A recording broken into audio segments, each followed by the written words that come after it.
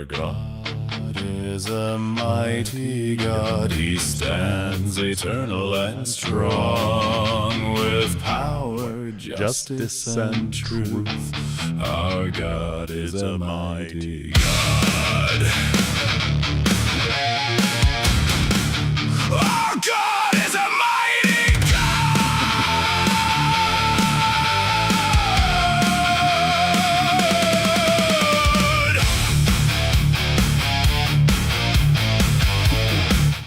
All right, I need that energy today. I'm at the end of expending my energy. I just got out of martial arts not too long ago, and my wife beat the crap out of me. It was exhausting. All right, Wednesday, June 17th, 2026. Welcome back to the Two Witnesses Live. I'm your host, Watchful. Today, we examine the ongoing persecution of Christians around the world as we study the Great Tribulation, answering the question, have we been in it all along? Are we in it now? Or is this something that's going to happen soon? Especially in the Middle East and Africa, there's intense Christian persecution. Alongside historical context from the Crusades, we'll also cover major breaking news involving President Trump, the Iran situation, and other developments. Let's start with the scale of the challenge. Yikes. According to the Open Doors World Watch List 2026, over 388 million Christians face high levels of persecution globally. More than 315 million endure very high or extreme persecution. In the reporting period, there were 4,849 faith-related Christian killings, with Nigeria alone accounting for about 3,490 of them, largely from Islamist militants, including Boko Haram, ISWAP, and Fulani extremists.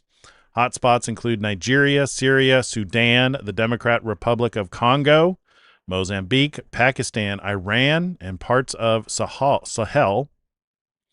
Perpetrators often include ISIS affiliates and al-Shabaab, alongside state restrictions in places like North Korea. Christian groups respond with advocacy, aid, documentation, prayer, and policy pressure rather than unified military framing. Organizations like Aid to the Church in Need provide shelter, churches, Bibles, and trauma support. In Defense of Christians focuses on Middle Eastern communities such as Assyrians, Chaldeans, Maronites, and Syriacs through Capitol Hill advocacy. International Christian Concern and Open Doors offers real-time monitoring, emergency aid, and legal support. Other efforts include Global Christian Relief, ecumenical conferences, and U.S. policy resolutions designating countries like Nigeria as countries of particular concern. Let's see. These responses emphasize humanitarian aid, protecting religious freedom, and supporting local Christians who remain as witnesses. Reports highlight church burnings, kidnappings, forced conversions, and displacement in many areas. Now, recent advocacy in Washington, Raymond Ibrahim spoke on Steve Bannon's War Room about Coptic Solidarity. 14th, this is a name. About Coptic Solidarity's 14th annual conference, held June 8th and 9th in just this month. In D.C., the event titled Egypt's Theocratic Governance Backsliding, More Risks for Citizenship Rights, brought together Congress members, analysts, experts, victims, and U.S. officials. Ibrahim moderated a panel on attacks and appropriation of Christian heritage sites. Key examples include St. Catherine's Monastery in Sinai, one of the oldest continuously operated monasteries in the world, built before Islam during Justinian the Great's time, near the site of the burning bush and where Moses received the Ten Commandments. It has faced attacks since the 7th century. Islamic conquest stands as a UNESCO site. Recently, an Egyptian court ruling has allowed the state to appropriate surrounding land, raising concerns about control for tourism revenue despite pre-Islamic Christian origins. Similar issues affect the Holy Family Trail sites linked to Joseph, Mary, and Jesus' flight to Egypt. The Egyptian government under Sisi is criticized for using courts to seize control of these ancient Christian sites. Ibrahim compared this unfavorably to the U.S. treatment of Native American sacred sites, noting Copts as indigenous inhabitants whose heritage predates Islam. Attendees discussed using U.S. leverage, such as aid conditions to Egypt and broader protections for Christian communities. The conference also launched Copt Watch, C-O-P-T Watch, which is a database for tracking anti-Coptic incidents. This ties into centuries of history in the video series The Crusades for Young Men.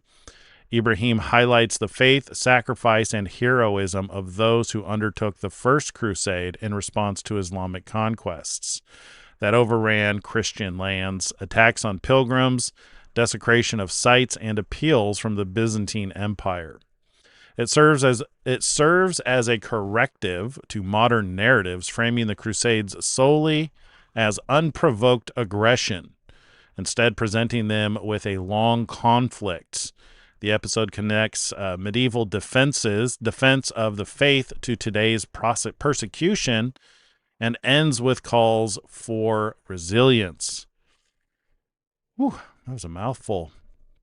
A lot going on with Christian persecution.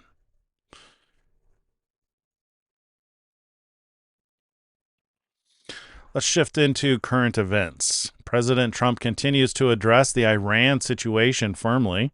A memorandum of understanding was signed virtually earlier this week, aiming for a permanent ceasefire, reopening of the Strait of Hormuz, and a 60-day path to a final agreement. Trump has stressed it is not yet final. Military options remain on the table if Iran fails to comply. He plans to read the full deal publicly to ensure accurate coverage and has criticized past approaches like the JCPOA. Reports note some drone activity toward ships post-signing, but U.S. forces intercepted them.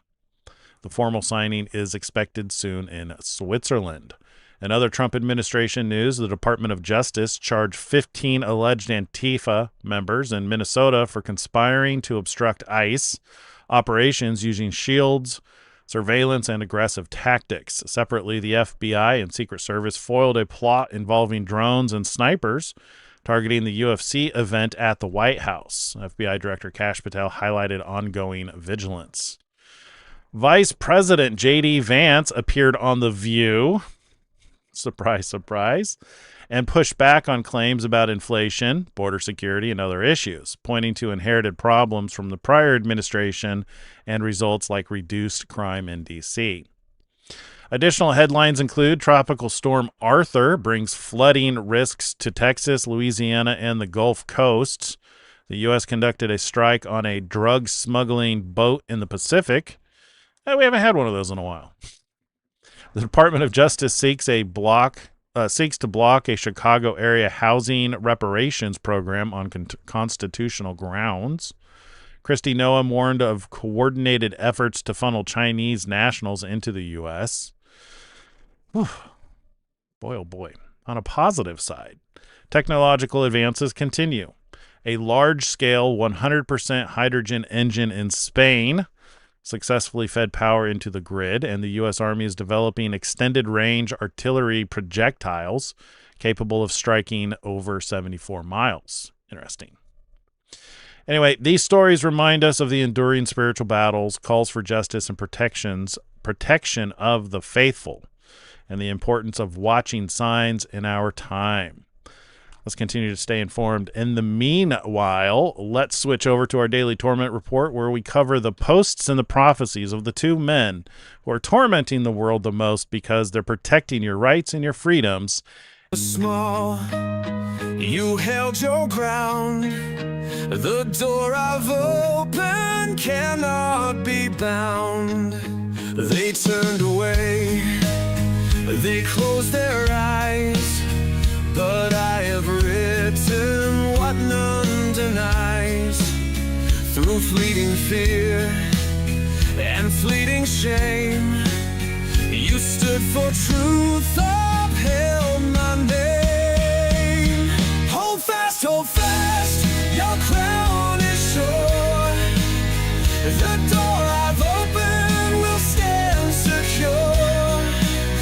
A pillar raised in the temple of my God, forever sealed, forever strong. All right, picking up Donald Trump. Here we go. 5 hours ago, I greatly appreciate Jackson Lemeyer's hard work under difficult circumstances. He has always been with me, and I will always be with him. He likes that word always. If you ask me, he overuses it. And I will always be with him when it comes to the current congressional race for Oklahoma's 1st Congressional District. I will be supporting America First Patriot Mark Tedford. Mark is pro-Trump and MAGA all the way, a proven leader. Mark has served his community as a highly respected state legislator and businessman. My mouth is not working today. I think I got punched too many times in the face. Blah. Words are hard. Let's try this again. Respected state legislator and businessman prior to running for Congress. Mark Tedford has my complete and total endorsement to be the next representative for Oklahoma's 1st Congressional District. That's the only one you get, Trump. I'm not reading any more endorsements. Just the one. Let's see. This doesn't look like an endorsement. I will be doing a press conference in 45 minutes from France. So this was like 6 hours ago. I'll then be heading to Versailles for dinner with French and other European leaders, and then back home tonight. The trip was a great success, but mostly what people wanted to talk about is the fact that Iran will not have a nuclear weapon and that the Strait of Hormuz will immediately be opened. Great numbers in all categories for the United States economy, with more people working today than have ever worked before. Over $19.1 trillion being invested in the USA with factories and everything else happening. But importantly, recent stock market numbers are through the roof because of the settlements, and likewise oil prices are tumbling down. President Donald J. Trump. Cool. Thank you, Greg and group. No wonder you're number one by far. 13 minutes. Probably not going to watch this whole thing. All right. I agree. Good evening, everyone. We have a great show for you tonight, a special one. Joining us for the whole hour, the Vice President of the United States, Jay. Oh, he's been making rounds, hasn't he?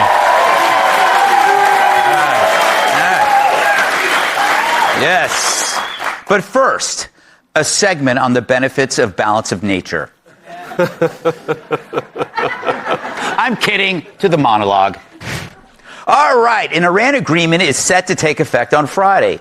This after 10 weeks of bombing, talking, and more bombing. Sounds like someone describing a Jimmy Kimmel monologue. But the war wasn't really 10 weeks long. For most of us, it was 5 decades. And it certainly was 50 years of aggravation for Trump. He's been talking about Iran since Pelosi's first eyebrow lift. He was calling out the threat back when Bill Cosby was America's dad and Caitlyn Jenner could still pee standing up. See, Trump is the first context president we've seen in ages, meaning the decisions he makes now come after watching others screw up forever. While other leaders let the regime become a bigger pain in the ass than a cactus suppository, Trump laid out how he felt about Iran early in the 80s. And when Trump shows up, he looks around, sees how bad it is, and appoints himself the guy to fix it. If he was any better at fixing things, he would be counting votes for the LA mayor race.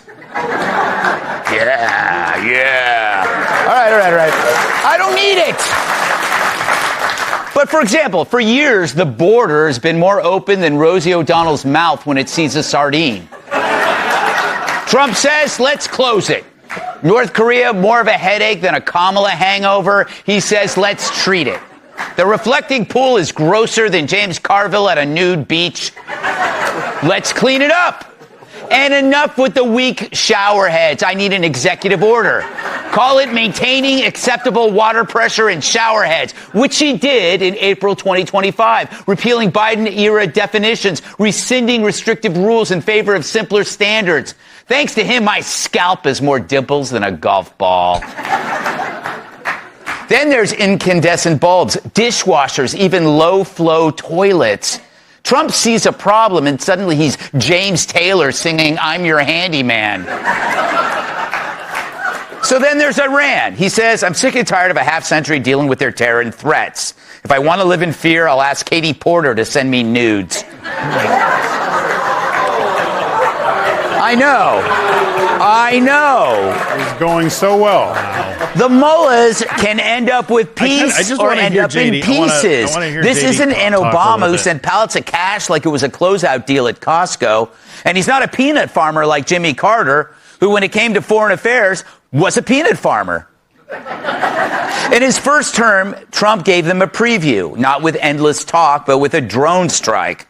The mullahs should have known something different was in the air, mostly the fine mist that used to be General Soleimani. Oh. So you see, thank you. All right, I'll take it. So you see, it's a pattern, and for some, the pattern can conflict with other things you expected from Trump. Some Trumpers weren't thrilled that he attacked Iran. After all, he said no wars. But consider the guy you chose, whose instinct is to solve lingering problems. He can't help it. Whether it's crime in D.C., drugs killing America's kids, or the smells Biden left in the Oval Office bathroom. It would drive Trump crazy if he didn't attack the problem. It's like dangling a pork chop in front of Chris Christie. Or a toy poodle in front of a hungry Barack Obama. He ate a dog. So Trump has competing urges. One is don't start wars you can't finish quickly. The other is Iran's a threat. Let's ask why and solve it. So you can see how you voted for one but still understand the other. And hell, it is why you elected him 3 times. All right. Let's welcome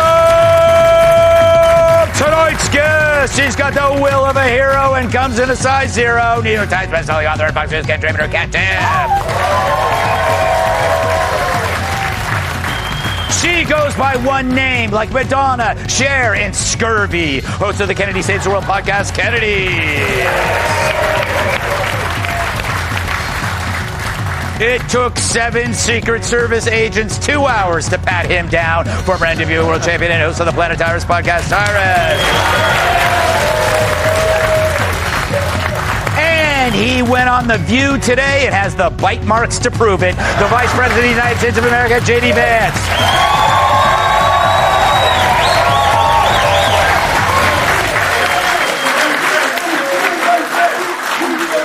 I gotta say, it was pretty brave of you to go on to The View. What were you expecting, and how did it go? Honestly, Greg, I expected them to be absolutely vicious, and they were only a little bit vicious. It wasn't as bad as I thought it was going to be. Joy Behar even said during the break, not joking, she said, "You know what? You're like pretty good for a Republican." And I was like, whoa, that is a way better compliment than I expected from Joy Behar. I got to say, I thought that Sunny, the woman to my left, was going to call me a racist. In reality, it was Whoopi, the woman to my right, who called me a racist. So expectations were defied. Well, you know why Sunny can't call you a racist? Because, as you know, her ancestors were slave owners. Oh. Look it up. Why would I make that up? It was on that thing where she sees her family history. Kennedy? 6 cents? No, never mind. All right. The one time he should have asked the black guy. Okay. It was the ancestry. You know what I'm talking about. Yeah. It was the ancestry show. Yes, it was, yes. And apparently her family also believed in free labor. Yes. So we're looking at this new deal, VP, and I'm wondering, did we sign the deal because the new Ayatollah is gay and we wanted to focus on Pride Month? Thanks for coming on. I'm so glad you agreed to do this show. I'm glad I decided to ruin my political career by sitting here for an hour. But wait. All right, let me ask you another question. That was just a stupid question. You don't have to actually answer the questions. I'll either be killed or unelectable because if I answer that question. But look, here's a simple fact. Yeah. The reason why we signed this deal is because Donald Trump did exactly what he came to do. He destroyed their nuclear program. He opened the Strait of Hormuz, and now we have nice Trump. You can have mean Trump or you can have nice Trump. And what he's saying to the Iranians is, because we came what we determined to do, we are going to outstretch our hand and say that if you guys behave, we are going to actually make you a successful country. And if you don't behave, you're not going to get anything, and you're never going to have this opportunity ever again. It's a classic Trump bargain. He gives these guys a choice and says, make the right choice or make the wrong choice. Frankly, it doesn't matter to the United States of America. We accomplished what we set out to accomplish, and now we have, as the president says, all the cards. Yeah, he could be good cop and bad cop, like I am in the bedroom. Okay, on that note, I don't know if we want to watch the rest of that, but it's pretty good. All right, the Republicans, so 15 hours ago, the Republicans agreed with Democrats to remove very fair and talented William Pulte from serving as acting DNI in return for getting FISA approved by the Democrats. However, the Republicans moved so fast with the hearings of the great Jay Clayton, current U.S. Attorney for the Southern District of New York, that Pulte would be gone before the Democrats would vote on FISA. Now, the Democrats are saying they will vote against FISA, so the Republicans wound up having fulfilled their commitment. But Democrats broke the deal. In addition, the newly nominated U.S. Attorney, James McDonald, must be confirmed and blue-slipped. Because of the ridiculous views of Republicans on blue-slipping, Democrats are often willing to nix it. I may not be able to get the extraordinary Sullivan and Cromwell partner, Jamie, approved, and I don't want to take Jay Clayton away from the great job he is doing until Jamie is in place. Therefore, to add a slight bit of intrigue, but for the good of the nation and the people of our country, I will not approve FISA without the Save America Act going along with it. Not complicated. Actually, the Republicans fell into a trap regarding the approval of our great patriot, Jay Clayton. We are canceling the Senate hearing regarding DNI today and will not be going forward until Jamie McDonald is approved to be U.S. Attorney. In the meantime, Bill Pulte will remain as the acting director of national intelligence. Thank you for your attention to this matter, President Donald J. Trump. F around and find out. I don't know why they play these stupid games. They lose every single time. Wow. All right, so happy for the highly respected Congressman Mike Collins. He will win his Senate race in Georgia against the pathetic failed Democrat Senator Oz Jerk. Oh, my God. It is just one of them days, I guess. It feels like a Friday. Who is a joke in D.C. Nobody even knows who he is. I'll be doing big Trump rallies for Mike in Georgia. Rick Jackson ran a great Trump campaign. Very smart. Was with me on Saturday night making a pitch. Amazing. He won against a great guy, Burt Jones, who has a fantastic future. President Donald J. Trump. Congratulations to Rick Jackson, who very successfully campaigned on being Trump and won.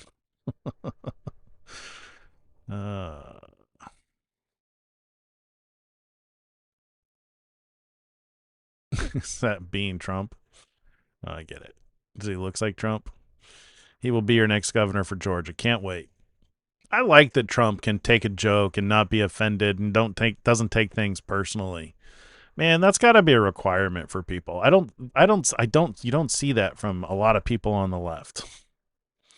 They get offended and then they just want to fight and take it personal and get hurt when it's just like you shouldn't be hurt by these things. I had a lot of big election wins last night. Thank you all. President DJT. Win. Yep. A lot of big wins.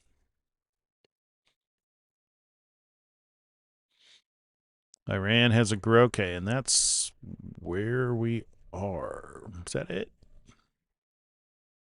Ships start moving. Okay, yeah. Okay, well, we're done with his post. That's all right. We've got a lot of content to cover tonight because I didn't get to cover it yesterday. I had a full docket. So here's what happened yesterday. Sorry, I need to apologize for yesterday. I know yesterday was a really short day. So I got called away at the last minute. I had actually planned to do a pre-recorded show. Well, that's not true. I planned to do a live show, but when I found out I was going to be called away, I started working on doing a pre-recorded show. Unfortunately, I had so much content, I couldn't get it done in time. So I just went on and did the live 15-minute segment that we did yesterday. So I have all that content from yesterday and today. So we've got a lot to get through. This may end up being a long night to make up for yesterday. But I think you'll enjoy it because we're looking at the Great Tribulation. There's potentially some new understanding on some things in the book of Revelation. And yeah, it'll be good to put it all together in the timeline to see where we're at. So it should be good and fun. Let's move on to Elon here. Yesterday, all my troubles seem so far away. That's still his pinned posts. All right, from Tom Blomfield. I'm astonished more people aren't raving about Tesla's full self-driving. I rave about it all the time. I no longer need to drive my car. The only time I take control is to back into my garage because it's down an awkward ramp. Likewise, we used to have to take control to get into our driveway because it's like a 4x4 track to get into the driveway that takes us to our house, but it's actually started navigating it pretty good. I'd say we're probably comparable. We probably use full self-driving 90% of the time. It is very good. Very, very good. From Autism Capital, the United Kingdom is going to announce additional restrictions in July on VPN usage.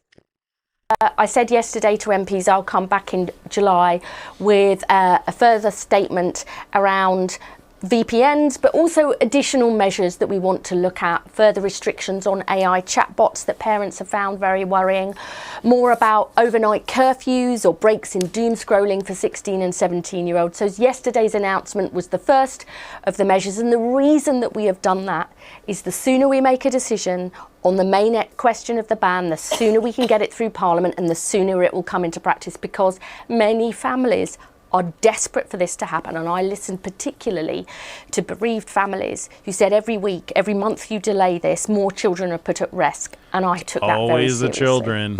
I've just had a message in the last few minutes from a bereaved mum who's appeared on this programme several times over the last couple of years, who has been campaigning and welcomes broadly what you've said, but is really frustrated that there aren't more answers on VPNs, on Face ID.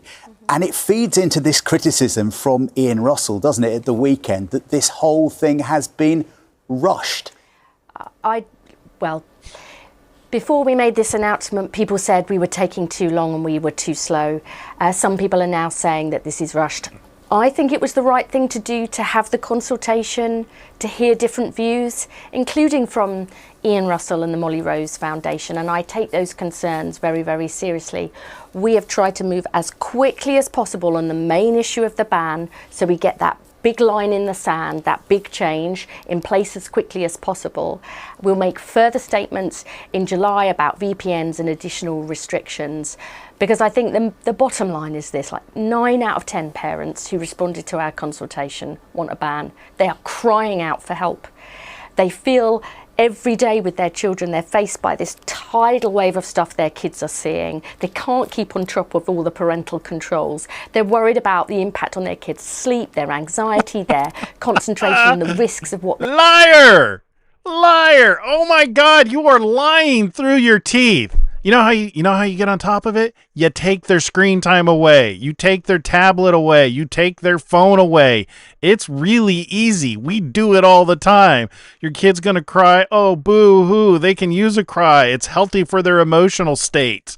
Good Lord, what a lie. They use this bull crap to push this VPN stuff. You know why they don't want people using VPNs? Because then they can't see what it is that you're doing because it encrypts the connection, and they want to be able to find all the reasons to throw you in jail. Has nothing to do with protecting children. Children don't even know how to use VPNs. This is such a load of crap.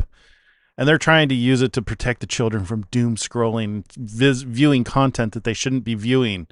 Wow. They're seeing online. So we've made that big decision. It's not a silver bullet. It's not the total. It's not one and done and the end of the story. But it's a big move forward to help parents and give kids their childhood back. Yeah, take the phone away. Screen time. 0 screen time is the healthiest. Minimal screen time if they must.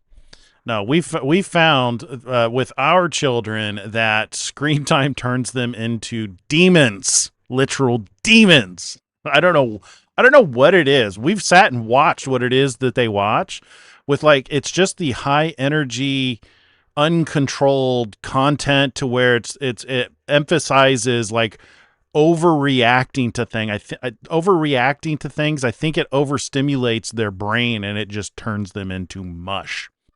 It ain't good. It ain't healthy. You've got to absolutely limit that kind of content for your children and even yourself. Don't get stuck in this doom scroll. It's not good for your brain. It's the reason why they call it brain slop. Since President Trump was sworn in, the FTC has been aggressively protecting children and the rights of parents across every part of the economy. Today, the FTC took another huge step in defense of children and parents. We have filed an enforcement action against the World Professional Association for Transgender Health. Now, there's how to help children.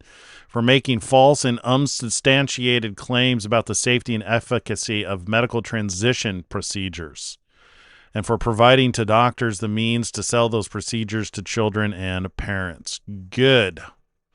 Fantastic. I said yesterday to MPs, I'll come. Good. Let's see. This means Grok is now available on all major clouds, Bedrock, Vertex, Oracle, Azure, and improved rapidly with real-time access to X. We are the first generation that can credibly plan to become a multiplanetary species and possibly the last that gets to decide whether we will. No pressure. I don't know if we're going to make it because with the rolling of the earth, we're going to get into a bunch of that today because the reason we're covering the Great Tribulation is because it's seals 5 and 6. So we're evaluating where we are in the timeline. And what are the key indicators that we can look for? What's the expectations based on what's written? So, yeah. See how Heavy Pulp made a trailer worthy of the big screen with this powerful new model. Full movies by the end of this year. Yeah, I believe it. Elon with his agent, they released it's a very alpha state, but they released an agent. What do you call it? It's almost like an agent director. It's like an AI director for making movies, to where you put in a prompt and it generates a bunch of scenes, and then you can organize the scenes how you want them, and then it goes and it starts turning those scenes into actual movies. They're going to have full-blown AI-generated movies by the end of the year. Would not surprise me.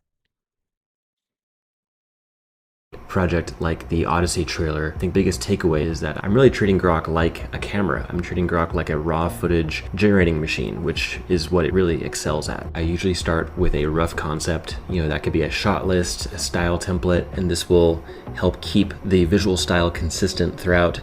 the entire piece. Once you've generated your start frames and they're storyboard worthy, then you can start generating your video clips from those start frames. And many times, if you just click the generate video button, Grok will understand the context of that start frame. If you nail all these things with your start frames, then the video model has a smaller job. And now you're just prompting the specific things that you want to happen in that video clip.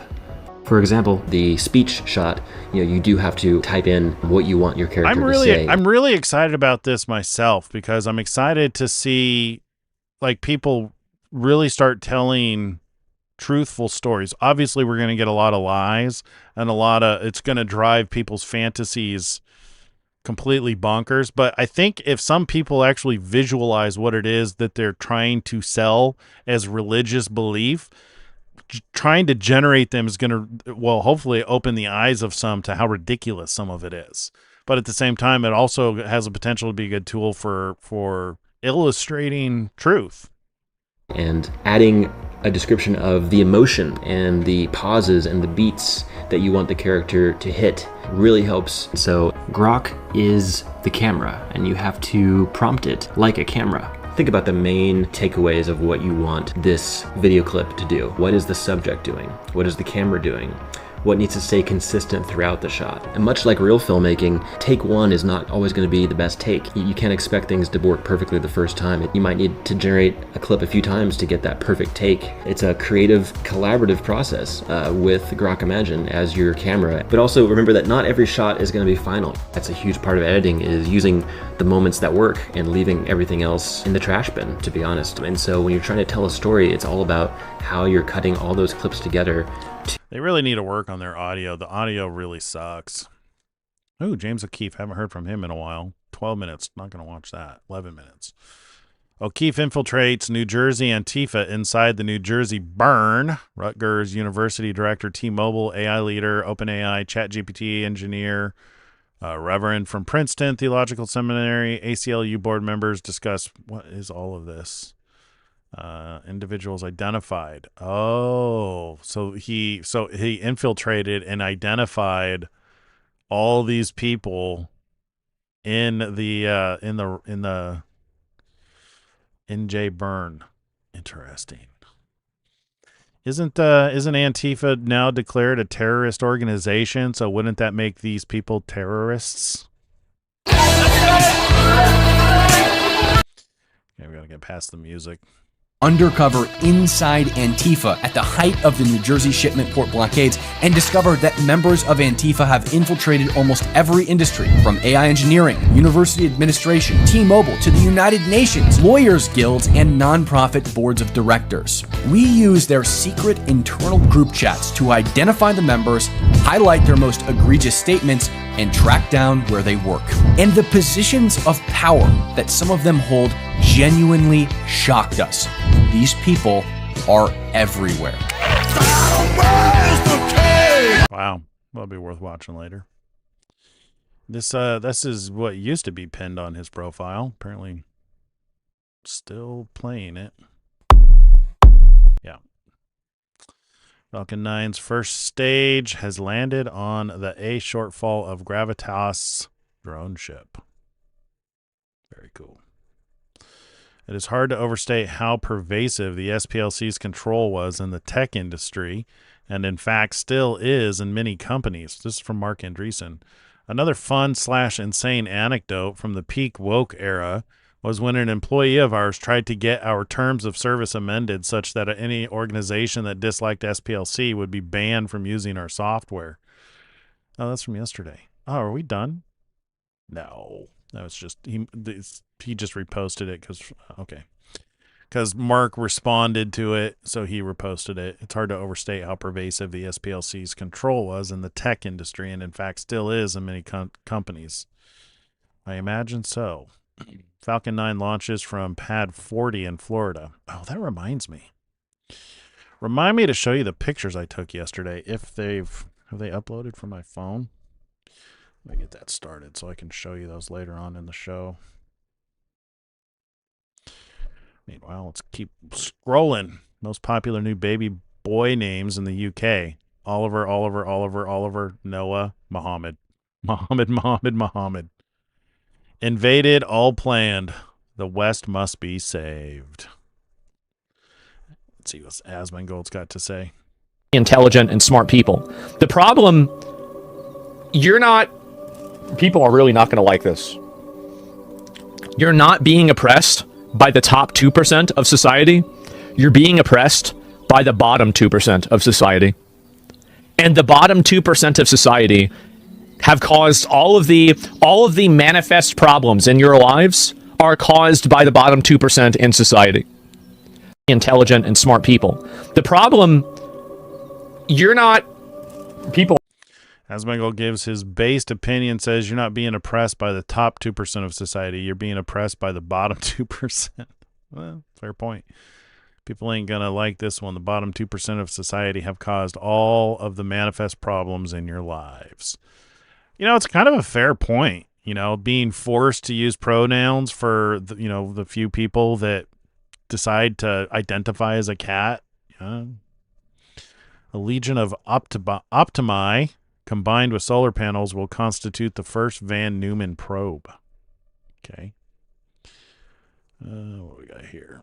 Nashville getting drilled. Proof Fuck MB2 is ready to mine in Nashville. Very cool. This guy, the white supremacist KKK who burned a cross in Chicago, is a leftist anti-Trump Asian dude. This is another hoax every single time. Is it? Was it a hoax? Huh. What's this on about? It all goes together.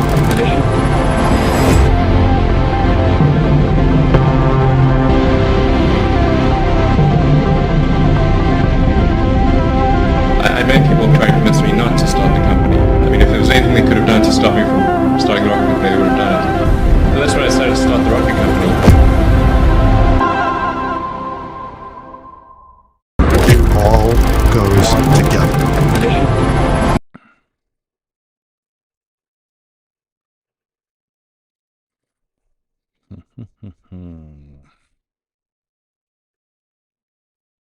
Separation confirmed.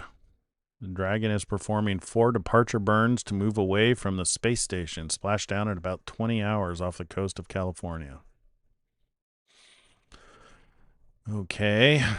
This was big news the last couple of days. Rupert Lowe's independent rape gang inquiry estimates that at least 250,000 white British girls have been groomed, raped, and abused by perpetrators who were predominantly Pakistani Muslims. And then Rasmus says at least 250,000. Let's see, out of 4. Did we read this? Are we on to only... Oh, I guess we are done. Yeah.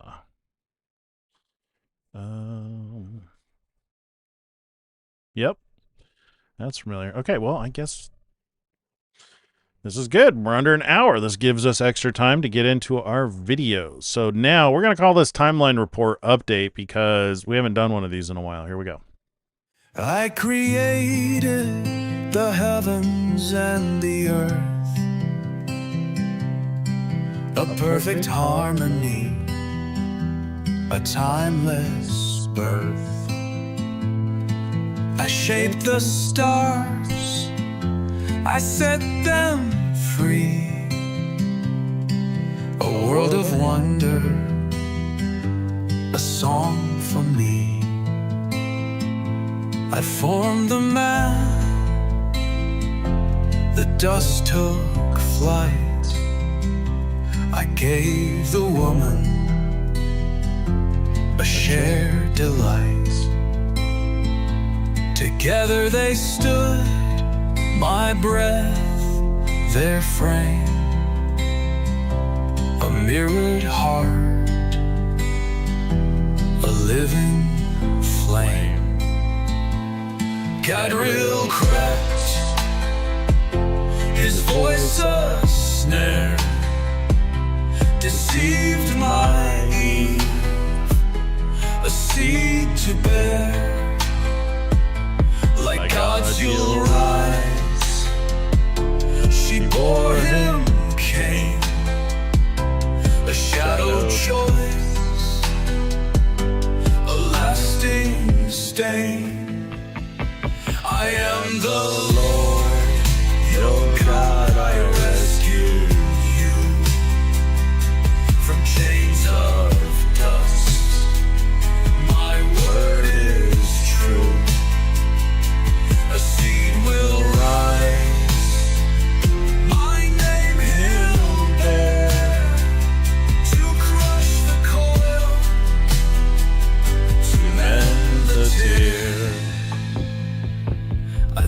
of the world,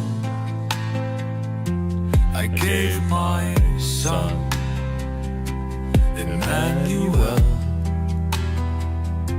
the promised one, to redeem mankind, the lost undone. In my name, the fight is won. I burn with jealousy, my heart is clear.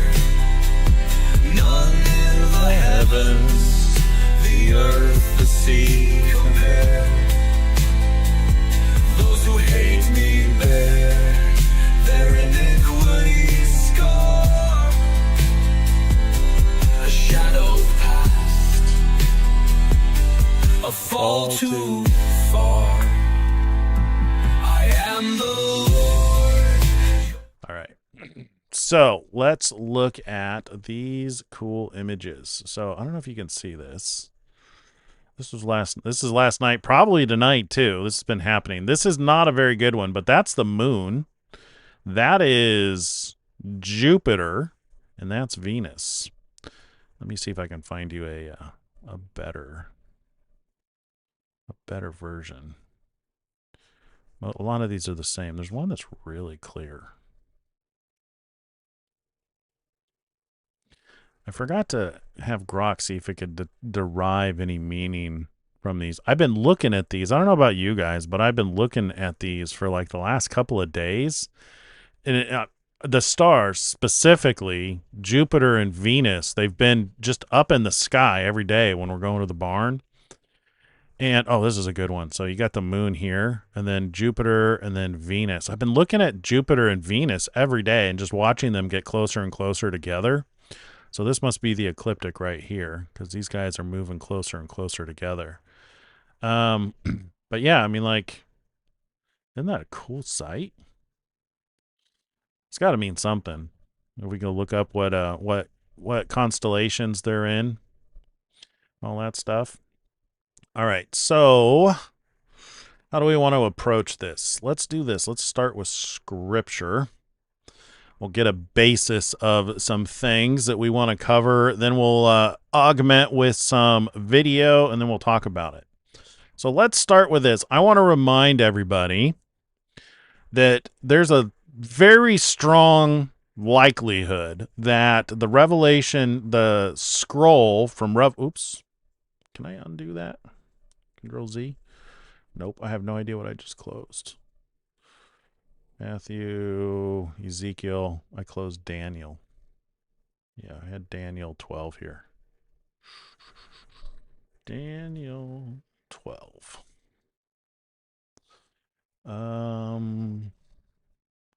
Let's do this. Let's do Revelation.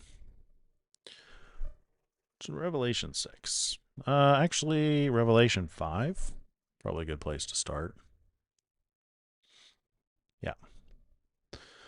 All right. Then I saw on the right hand of him who sat on the throne on the throne. I was combining throne and scroll together. Boy, I tell you, boy howdy, it's one of them days. All right. Try again. And I saw in the right hand of him who sat on the throne a scroll written inside and on the back, sealed with 7 seals. Then I saw a strong angel proclaiming with a loud voice, "Who is worthy to open the scroll and loose its seals?" And no one in heaven or on earth or under the earth was able to open the scroll. Some interesting locations here. You got heaven, earth, and under the earth. Or to look at it. So I wept much because no one was found worthy to open and read the scroll or to look at it. But one of the elders said to me, "Do not weep. Behold, the Lion of the tribe of Judah, the Root of David, has prevailed to open the scroll and to loose its 7 seals." And I looked, and behold, in the midst of the throne and of the 4 living creatures, and in the midst of the elders, stood a lamb, as though it had been slain, having 7 horns and 7 eyes, which are the seven spirits of God sent out into all the earth. Then he came and took the scroll out of the right hand of him who sat on the throne. Okay, and then we're going to skip this part because it's a bunch of singing. We're going to go down here to Revelation 6 because this is when he starts opening the seals. First seal, the conqueror. Now I saw when the Lamb opened one of the seals, and I heard one of the four living creatures saying with a loud voice like thunder, "Come and see." And I looked, and behold, a white horse. He who sat on it had a bow, and a crown was given to him, and he went out conquering and to conquer.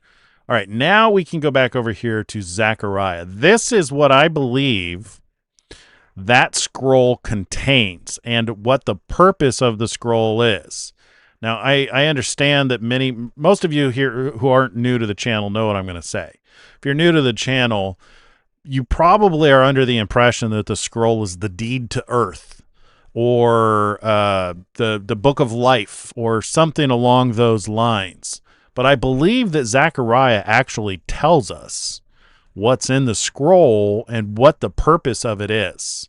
So we pick this up in Zechariah 5, which, if you're not aware, is right after Zechariah 4, which tells us about Zerubbabel building the temple and returning to put the capstone on it, as well as the two witnesses who stand before the Lord of the whole earth. So it's almost giving us, clues to when this stuff happens, because we're going through it right now.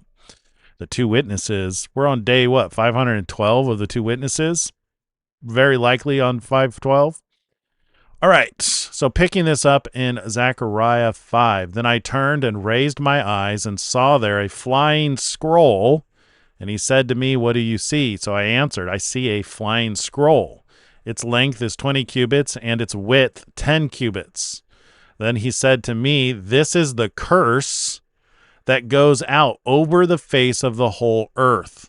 Every thief shall be expelled according to this side of the scroll, and every perjurer shall be expelled according to that side of it. I will send out the curse, says the Lord of hosts. It shall enter the house of the thief and the house of the one who swears falsely by my name." We keep seeing this phrase relating to a name, who swears falsely by my name. It shall remain in the midst of his house and consume it with its timbers and stones. I'm reminded of this because Jesus says, "I come in my Father's name, and you do not receive me. If another comes in his own name, him you will receive."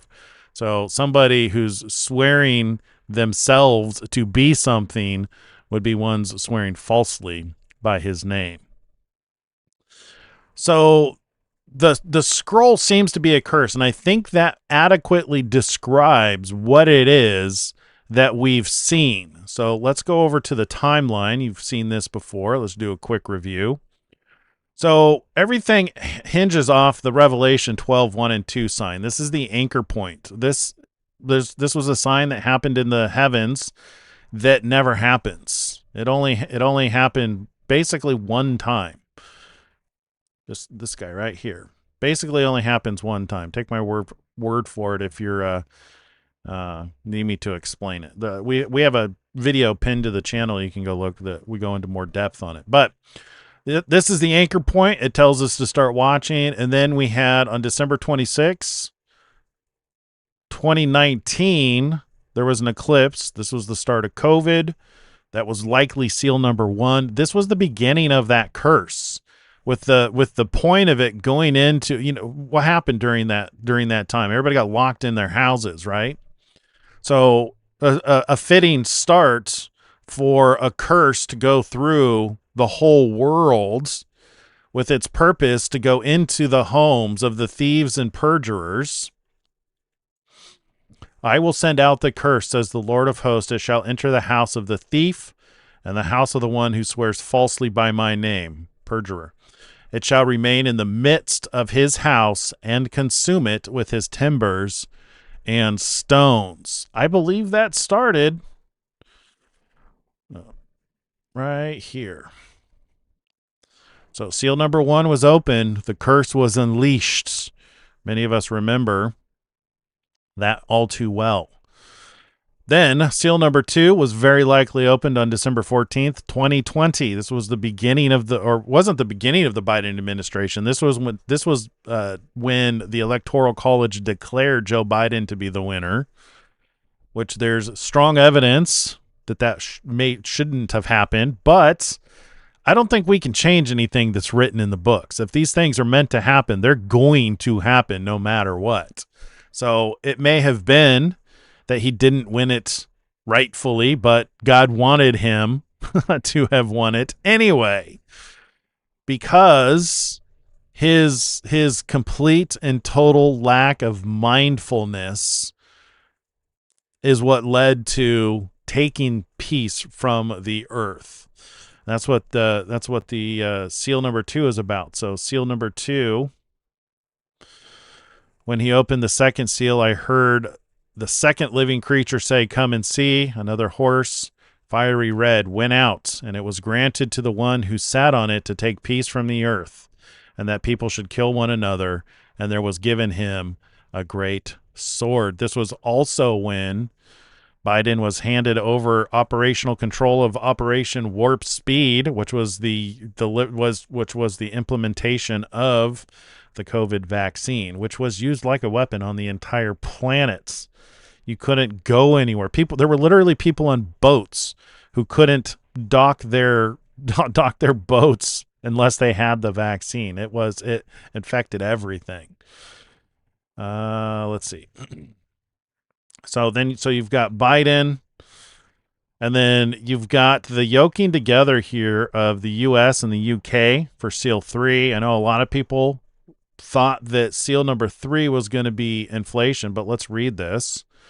So when he opened the third seal, I heard the third living creature say, "Come and see." So I looked, and behold, a black horse, and he who sat on it had a pair of scales in his hand. So this is verse 5 right here. So this is the seal being opened. And if you read this, it's actually not pair of scales. It's actually a yoke. He who sat on it had a yoke in his hand. What is a yoke, you ask? Well, I'm glad you asked. We have pictures. That's a yoke. So seal number 3 was the yoking together of the United States and the United Kingdom. I don't think it's any coincidence that Elon keeps pointing out the atrocities that are taking place in the United Kingdom. Because of this yoke, we were supposed to endure the same thing that's happening in UK. But Elon Musk is actually protecting us from that and telling us about it still. And so is Donald Trump. Elon Musk, do you guys realize that he has a stated mission to destroy the woke mind virus? The woke mind virus is that virus that turns lies into truth. That boys can be girls and girls can be boys and boys can get pregnant and all that stuff.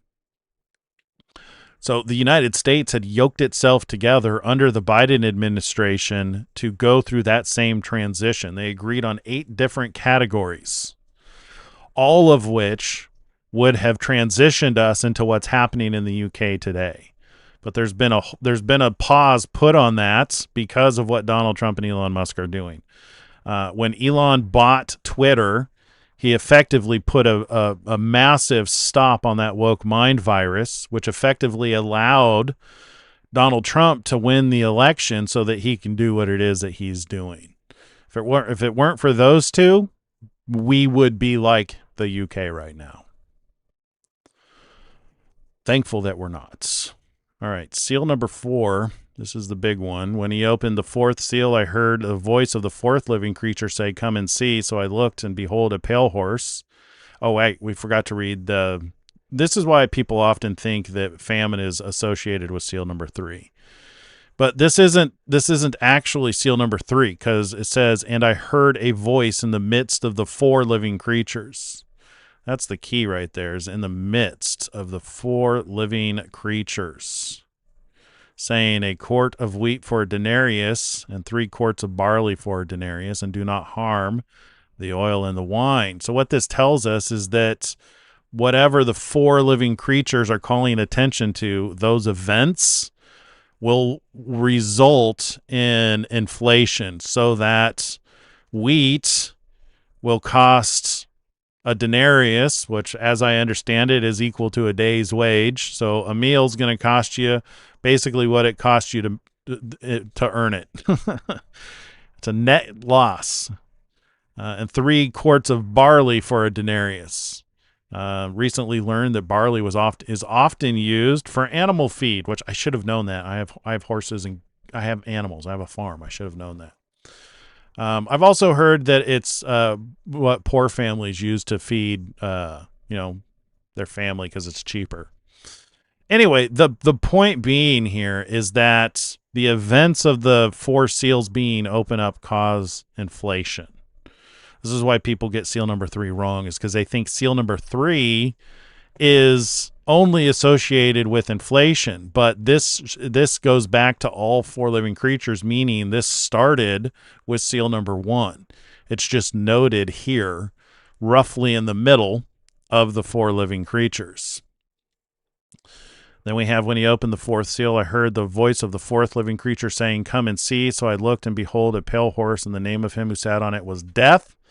And Hades followed with him, and power was given to them over 1/4 of the earth, to kill with sword, with hunger, with death, and by the beasts of the earth. And I just learned a potential new little key to this from a video by this gentleman, Dr. Douglas Hamp.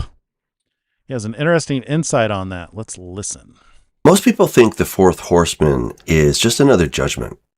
But what if the 4th horseman rides because humanity made a deal with death? Let me show you what I'm talking about.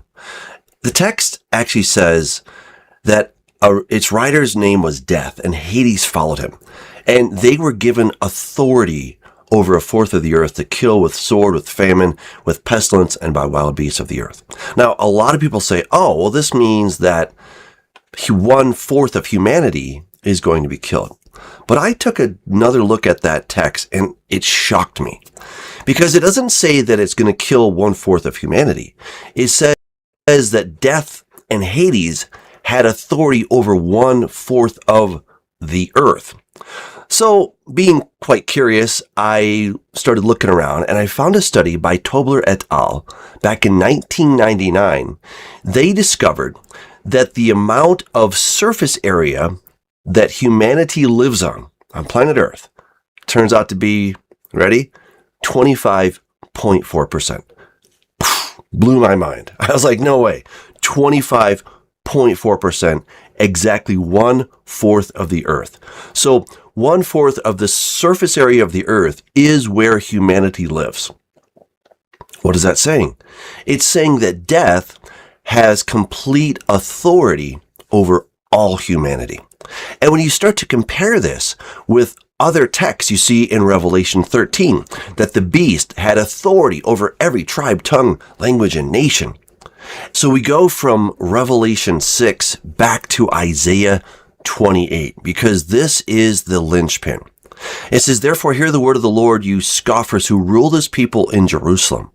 Because you've said, we've made a covenant with death, and with Sheol, we are in agreement." Ooh, death and Sheol, the Greek equivalent, are death and Hades.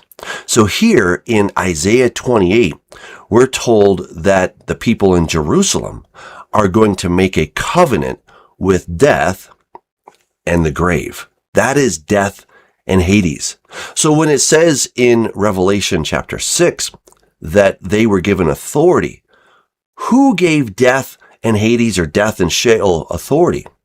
Well, apparently, mankind. In Isaiah, we see it specifically regarding the people in Jerusalem. But we see in Daniel chapter 9 that there will be a covenant with many. The covenant. All right, now he's getting into the traditional narrative, which kind of starts to not necessarily line up with the timeline. But I thought that was an interesting key detail to point out. So seal number 4, when he opened the 4th seal, I heard a voice, 4th living creature, come and see, blah, blah, blah. Pale horse, name of him, and followed him, and power was given over them. Power was given to them over a 4th of the earth. We always assumed that this meant that a 4th of the earth would be killed. That's not what it says. Power was given over them. Power was given to them over a 4th of the earth to kill with sword, with hunger, with death, and by the beasts of the earth. Doesn't mean a quarter of people necessarily. It could just mean over all of the earth. It's 25% land mass. Did he say that, or did I jump the gun? With many is the same covenant that we have here in Isaiah 28, where the people in Jerusalem are also going to enter into that covenant. The other text that we need to look at is 2 Thessalonians chapter 2.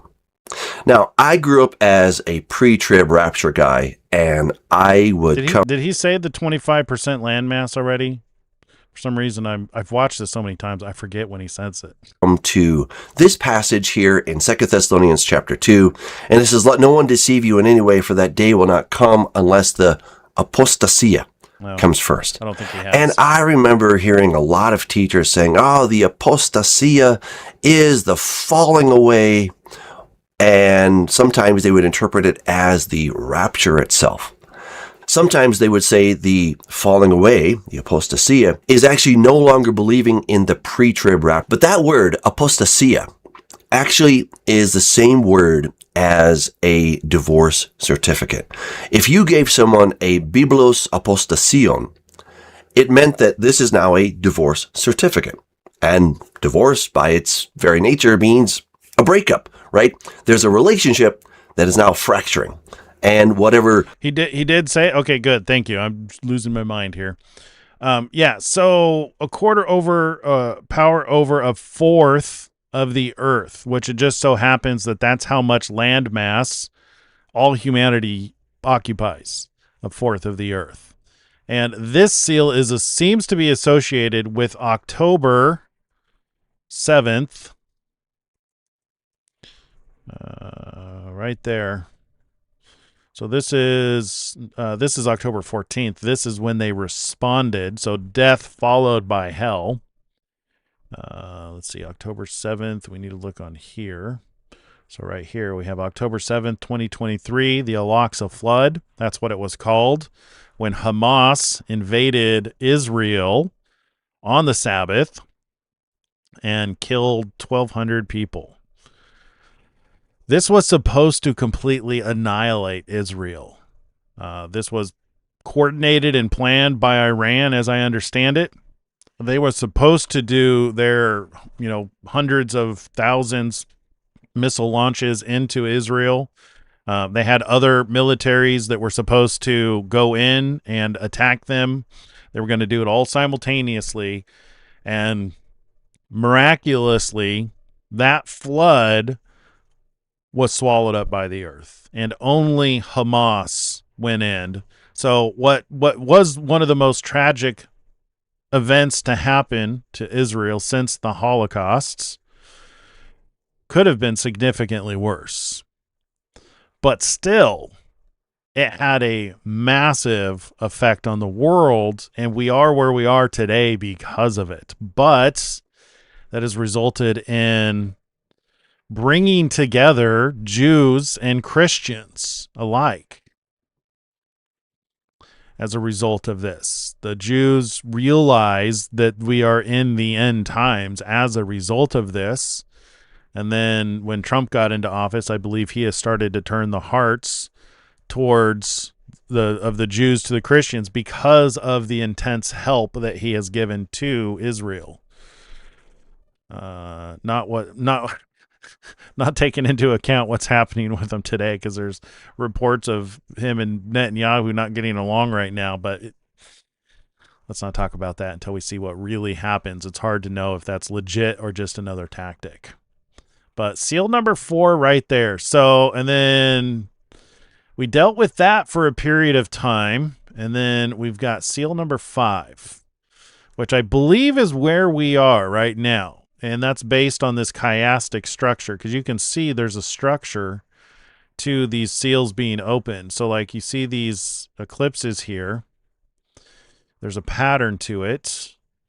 And the assumption is that because there's not 4 living creatures drawing attention to, these last ones, that it's a mirror image, so that these events happen and then these events happen in reverse order, mirroring when these happen. So that is what has led us to believe that we are potentially in the Great Tribulation, which may have started in February, this is a different calendar. This one is August. So this is the alternative. If we're not in the Great Tribulation, then this would be the start of the Great Tribulation. So that's what we're investigating today. Are we in the Great Tribulation, which Christian persecution is through the roof. 350 million Christians are being persecuted in an extreme way around the world. But, that's something that's been happening. That's not something that only started with the seals. But let's get back over here to this curse. Right here. This is the purpose of the curse. So as each one of these seals opened up, the result of it was the separation, that apostasia, which he was talking about, to where you're seeing the separation of the wheat and the tares. I will send out a curse, says the Lord of hosts. It will enter the house of the thief.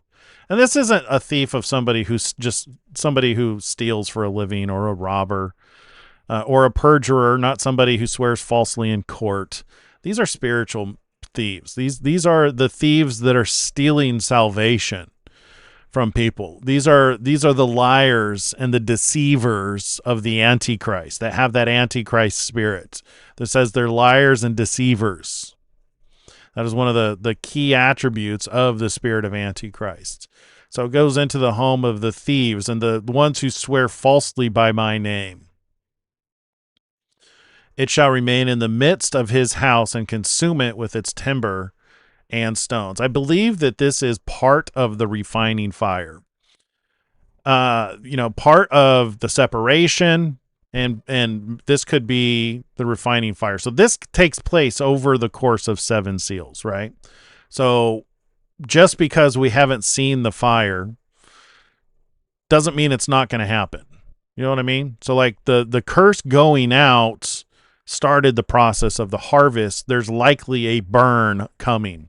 I think that's probably the best way to describe that. All right. Did I cover everything I wanted to for that before we start moving into the future? No. Let's listen to, so Mark Biltz, we all love Mark Biltz. He recently did a video on who's going to be taken and who's going to be left in the rapture. I think this is interesting when you think of it in regards to seal number 4. Death has been given power over basically all occupied land, over everybody, to be able to kill with sword, famine, beasts, all those things. And also when you take into consideration what it is that the scroll that's being opened up, what it's doing, it's the curse that's going throughout the entire world. This is why the entire world is affected by the events that are happening right now, all around us. Let's listen to what Pastor Mark Biltz has to say. Harvest, I will tell the reapers, gather together first who? And bind them in bundles to burn them, but gather the wheat into my barn. Where's God's barn?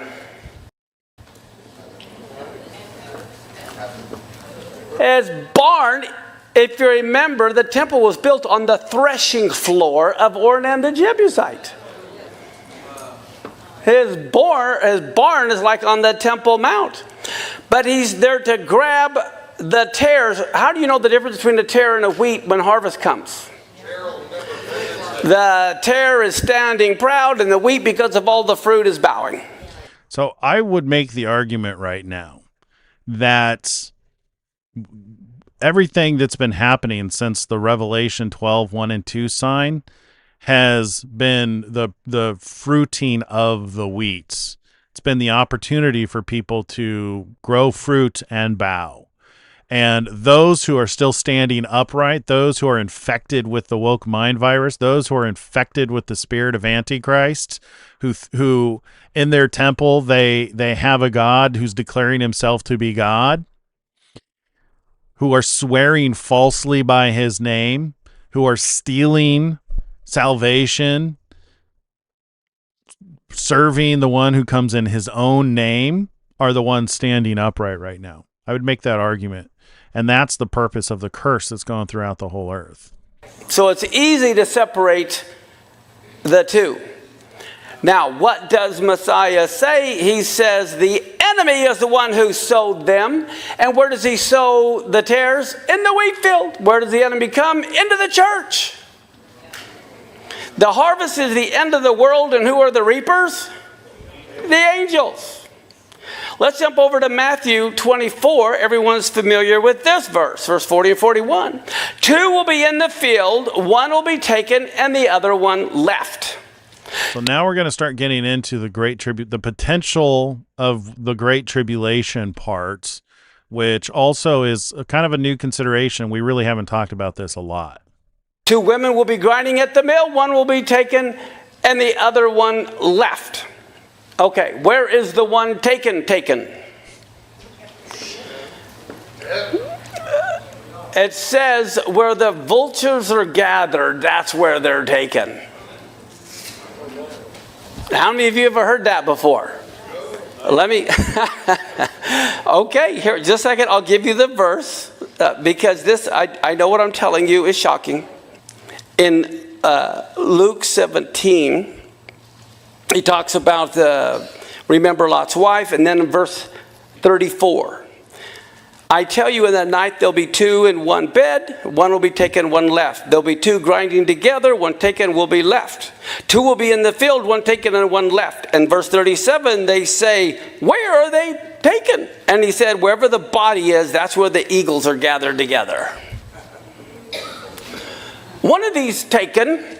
So he missed the opportunity to explain that word eagles is actually vultures. It's a type. It is an eagle. But it's a type of vulture. Is not good. Have you ever seen that? You're exactly right. It's like the tare. So that's pretty interesting and worth looking into, because we see that coming up from time to time. So we're going to spend some time in Ezekiel 39 tonight, which is the nuclear, this is the Gog-Magog battle. And it also has the potential, the references that indicate a nuclear detonation. We'll get into that later. But before we do that, I want to read this part.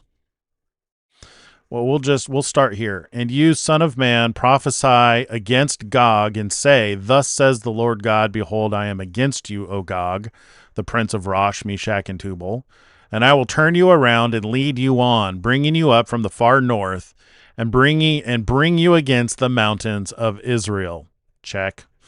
Then I will knock the bow out of your left hand, and cause the arrows to fall out of your right hand. That's the Iron Dome. And this is a good verse to look at for those who are diehard looking for the 2 witnesses to breathe fire from their mouth or to control the rain. The supernatural aspects that people are looking for, which don't really have, they would violate the laws of physics. Like, we are not designed to breathe fire from our mouth. It would be supernatural. So this is here talking about, I will knock the bow out of your left hand, and I will cause the arrows to fall out of your right hand. So if you were to take this literal, you would insist on it being bows and arrows. But in our day and age, we don't fight with bows and arrows. We fight with missiles and lasers. And that's what the Iron Dome is, and the Iron Laser is that every time, and they've launched hundreds of thousands of missiles into Israel, and Iron Dome has knocked all of them out. There's been extremely minimal casualties as a result. So it is true that this has happened and continues to happen. I will knock the bow out of your left hand, which I believe that's Trump going in and the war that's been going on with Iran for a while. That's him knocking the bow out of your left hand and cause the arrows to fall out of your right hand. You shall fall upon the mountains of Israel, you and all your troops. This might be why Benjamin Netanyahu and Iran are still kind of fighting, even though there's a peace agreement, is they may, in their stubbornness, still decide to try and take on Israel, and they're just going to fall. This is how it ends for them. It would be stupid for anyone to attack Israel, especially with what's written. You shall fall upon the mountains of Israel, you and all of your troops and the peoples who are with you. I will give you to birds of prey of every sort, and to the beasts of the field to be devoured. You shall fall on the open field, for I have spoken, says the Lord God. So this, I don't know if it's happening right now, but this is a phrase which comes up time and time again in regards to this period of time. Now, let's look at why it's this period of time. We get that from Matthew 24. When we read this, so for then there will be great tribulation, such has not been since the beginning. Actually, we should probably start back here for some of you who don't know about this. Therefore, when you see the abomination of desolation, I believe this is October 7th. This was the Al-Aqsa flood, the abomination of desolation, because the abomination was Iran had intended to desolate Israel. This is also linked to the dragon who sent the flood out after the woman in Revelation 12 that the earth subsequently swallowed up, and she fled into the wilderness on the wings of eagles, where she had a place prepared for a time and a half of times. So I believe that is the abomination of desolation. You can also look at the record in Luke 21. It actually says, for when you see Israel surrounded, then know its desolation is near. That's why I believe this is the abomination of desolation, spoken of by Daniel the prophet, standing in the holy place. And then this basically describes what happened. Flee, don't go back. Woe to the women who are pregnant and those with babies. Terrible things happened on October 7th. Anyway, so after that, for then there will be great tribulation, such has not been since the beginning of the world until this time, no, nor ever shall be. And unless those days were shortened, no flesh would be saved. For the elect's sake, those days will be shortened. Then if anyone says to you, look, here is the Christ, or there, do not believe it. For false Christs and false prophets will rise and show great signs and wonders to deceive, if possible, even the elect. See, I have told you beforehand. Therefore, if they say to you, look, he is in the desert, do not go out. Look, he is in the inner room, do not believe it. That's the great tribulation. And then we have this phrase, for as the lightning comes from the east and flashes to the west, so also will the coming of the Son of Man be. For wherever the carcass is, there the eagles will be gathered together. This word eagles is vulture. It's a word that means vulture, as I understand it. Immediately after the tribulation of those days, the sun will be darkened, the moon will not give its light, the stars will fall from heaven, and the powers of the heavens will be shaken. So we know this is seal number 5 because this is seal number 6 right here. So if we come over here to Revelation 6, here's seal number 5. When he opened the 5th seal, I saw under the altar the souls of those who had been slain for the word of God and for the testimony which they held. And they cried with a loud voice, saying, How long, O Lord, holy and true, until you judge and avenge our blood on those who dwell on the earth?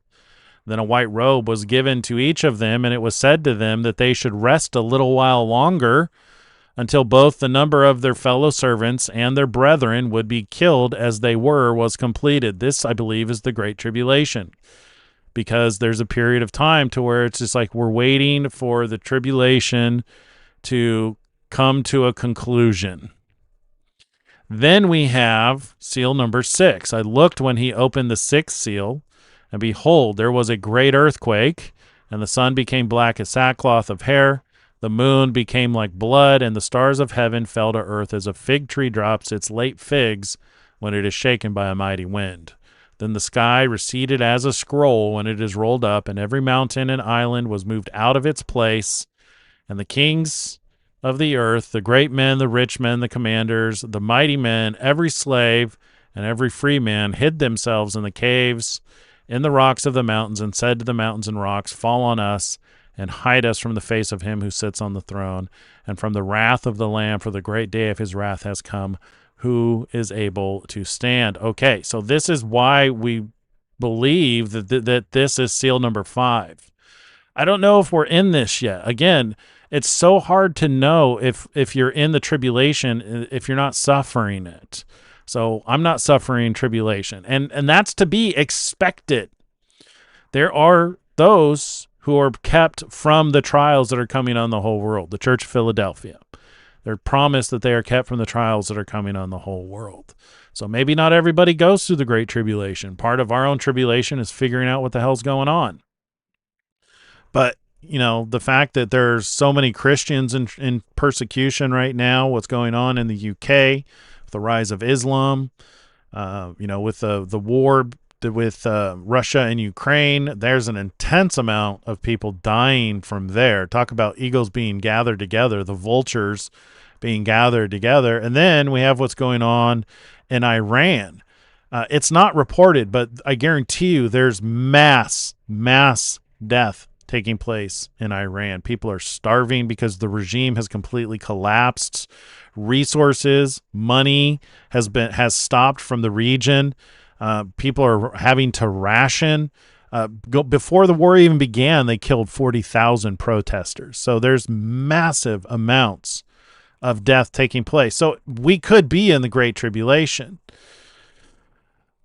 Let's see. In Daniel 12, I think this is associated with the Great Tribulation. Prophecy of the end time. At that time, Michael shall stand up, the great prince who stands watch over the sons of your people. And there shall be a time of trouble such as never was since there was a nation, even to that time, and at that time your people shall be delivered. Everyone who is found written in the book, and many of those who sleep in the dust of the earth shall awake, some to everlasting life, some to everlasting contempt. To those who are wise shall shine like the brightness of the firmament, and those who turn many to righteousness like the stars forever and ever. So that's, I believe, where we are in the purpose of, again, going back to why is all of this happening? It's the curse that's going through the land. It's the going into the homes of the thieves and perjurers. It's turning the hearts. It's separating the wheat from the tares. It's causing, those who are wheat to produce fruit and to bend over, and those who are worthless to stand up and declare themselves holy and righteous just before they get burned. Narcissists. Not a good time to be a narcissist. All right, so let's look at the seal 6 here. Now let's continue. Let's continue here. I will give you to the birds of prey, and to the beasts of the field to be devoured. You shall fall on the open field, for I have spoken, says the Lord God, and I will send fire on Magog, and on those who live in security in the coastlands. Then they shall know that I am the Lord. So I will make my holy name known in the midst of my people Israel, and I will not let them profane my holy name any more. Then the nations shall know that I am the Lord, the Holy One in Israel. Surely it is coming, and it shall be done, says the Lord God. This is the day of which I have spoken. Then those who dwell in the cities of Israel will go out, set on fire, and burn the weapons. We're not here yet. I don't think we're here yet. I don't think we're here yet. I think this might still be coming. This is going to be a big indicator. So with all the shenanigans that have been going on with Iran, and everybody who knows, Iran cannot be trusted irregardless of the peace deal that they sign. This is why I keep saying, is this for when they say peace and safety, then sudden destruction? So that sudden destruction is probably what's going to turn the fields into the feeding grounds for the vultures.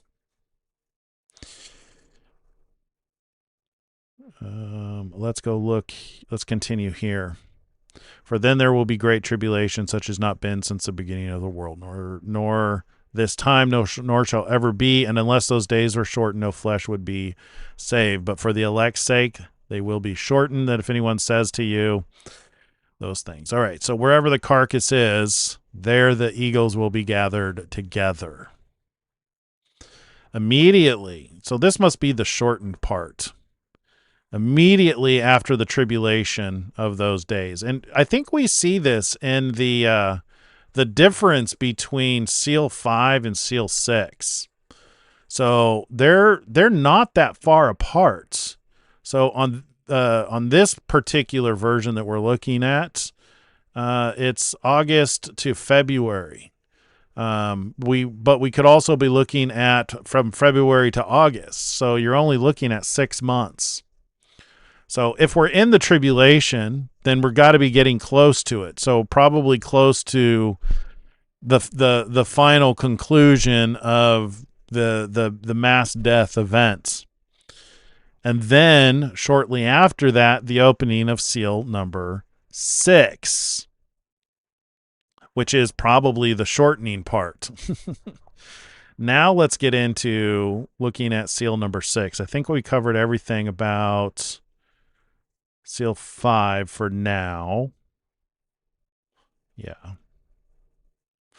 Yeah, so let's read about seal number 6. I looked when he opened the 6th seal, and behold, there was a great earthquake, and the sun became black as sackcloth of hair, and the moon became like blood, and the stars of heaven fell to earth as a fig tree drops its late figs when it is shaken by a mighty wind. Then the sky receded as a scroll when it is rolled up, and every mountain and island was moved out of its place. This is a severe change of what's happening. And if you come over here in Matthew 24, after the great tribulation, it says immediately after the tribulation of those days, the sun will be darkened. That's one of the attributes of seal number 6. The moon will not give its light. Again, another attribute of seal number 6. The stars will fall from heaven. Seal number 6 says it'll be like a fig tree that was shaken. The powers of heaven will be shaken. That's probably the rolling up like a scroll. Then the sign of the Son of Man will appear in heaven. Then all the tribes of the earth will mourn. They will see the Son of Man coming on the clouds of power with heaven and great glory. And he will send his angels with a great sound of a trumpet, and they will gather together his elect from the four winds, from one end of heaven to the other. So I imagine there's going to be a global recognition of looking for this. That might be why people start saying, look, here's Christ. Look, here is Christ. Do not believe it. For false Christs and false prophets will rise to show great signs to deceive, if possible, even the elect. See, I have told you beforehand. Therefore, if they say to you, look, he is in the desert, do not go out. Or look, he is in the inner room, do not believe it. They've got to be saying this because they know we're this close to him actually returning. But I think what this means is that this is, and it's based because the sky receded as a scroll when it is rolled up, and every mountain and island was moved out of its place. This sounds like the magnetic pole shift. And what's interesting is the magnetic pole shift is not new information. And hopefully I don't get a copyright strike for this. I think this guy is pretty cool. So we won't watch the entire episode. I just want to get to where he shows his illustration. But this is something that is known, and science is now proving it out, and it's getting to the point to where they can say it could happen at any time. So we could be looking at these things occurring rapidly. Let's listen to what he has to say here on the Y-Files. In 1966, a well-known scientist released a book with information that could impact everyone on Earth. But before anyone could read it, it was classified by the CIA. We only learned about it a few years ago when it was declassified. But the CIA only released 57 pages of the original 284-page manuscript. And those pages have been, in the CIA's own words, sanitized. Now, why does the CIA think this book is so dangerous that they had to hide it from the public for 60 years and continue to hide most of it? Well, it's because the man who wrote it describes the end of the world.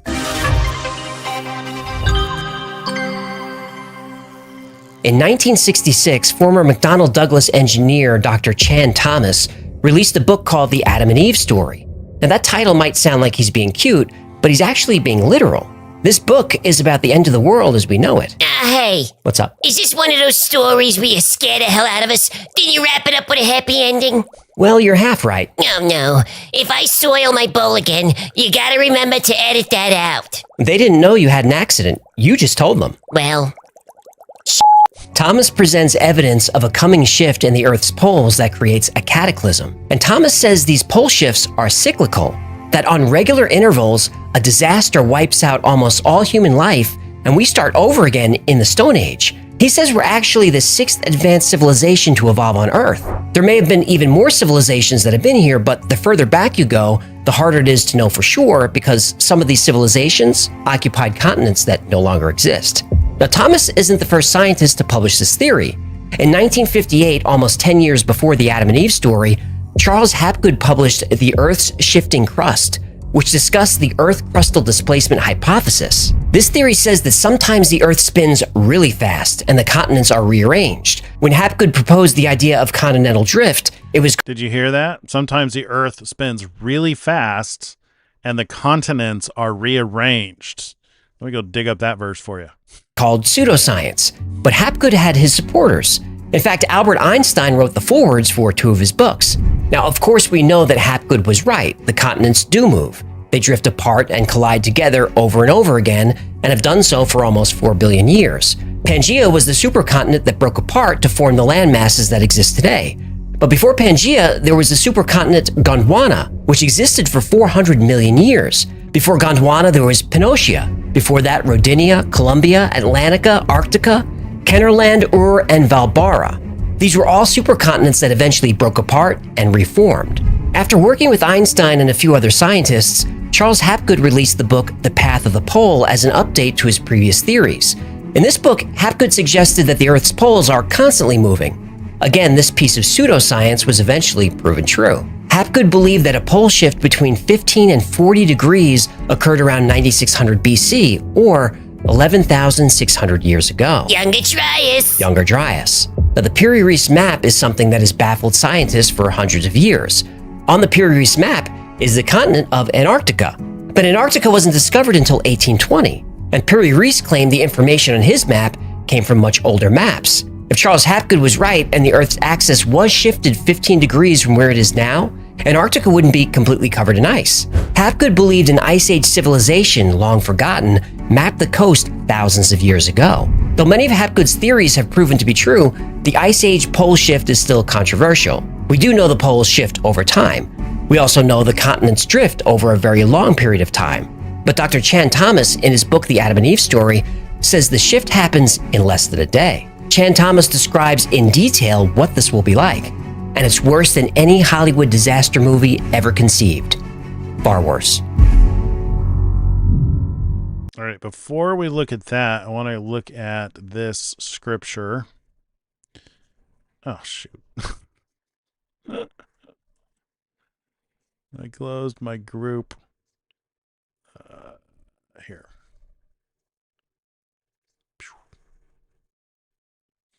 Here we go. So in Revelation 16 and in 17, this is the seventh bowl, which happens at the seventh seal. So this is the very end of the curse that's going throughout the whole earth. Then the seventh angel poured out his bowl into the air, and a loud voice came out of the temple of heaven from the throne saying, "It is done." And there were noises and thunderings and lightnings, and there was a great earthquake, such a mighty and great earthquake, and had not occurred since men were on the earth. Now the great city was divided into 3 parts, and the cities of the nations fell. And great Babylon was remembered before God to give her the cup of the wine of the fierceness of his wrath. Then every island fled away, and the mountains were not found. You remember that line? He said that there's record that they can see the different landmass shapes as the earth spun and changed.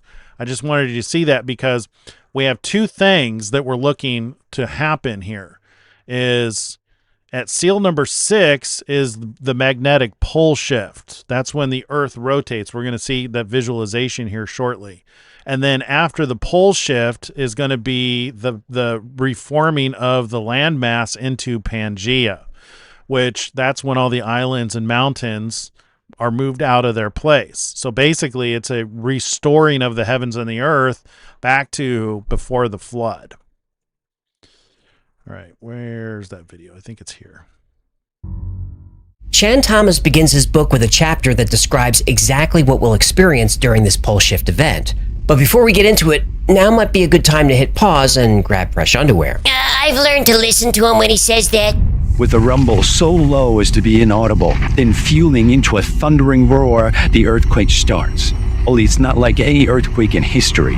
In California, mountains shake like ferns in a breeze. The mighty Pacific rears back and piles up into a mountain of seawater more than 2 miles high, then starts its race eastward. The wind attacks, shredding everything in supersonic bombardment. The mountain of Pacific seawater follows the wind eastward, burying Los Angeles and San Francisco as if they were but grains of sand. Across the continent, the 1,000-mile-per-hour wind wreaks unholy vengeance everywhere, mercilessly.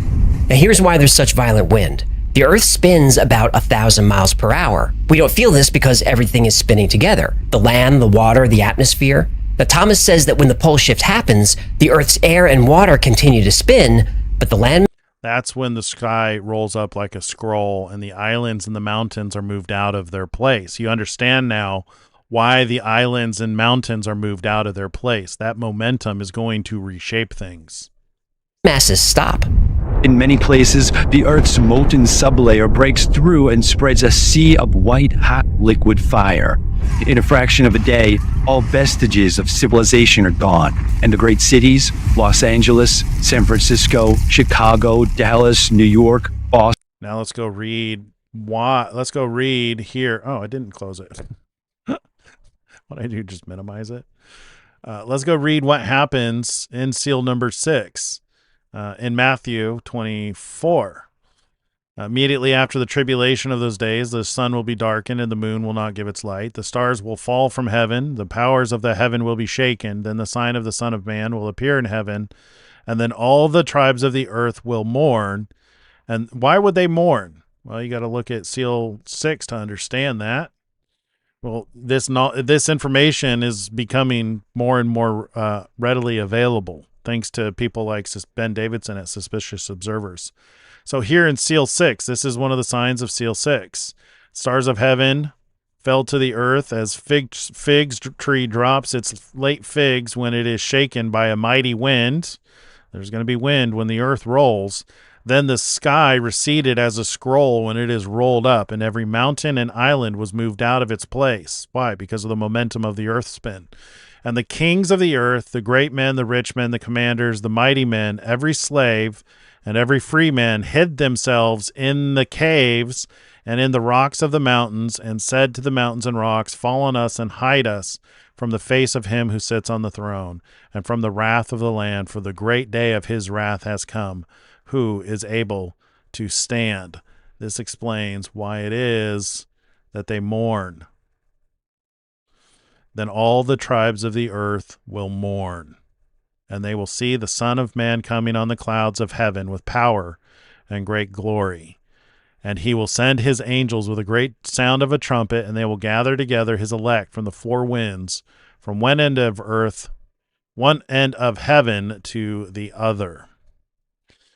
Now, let's go back.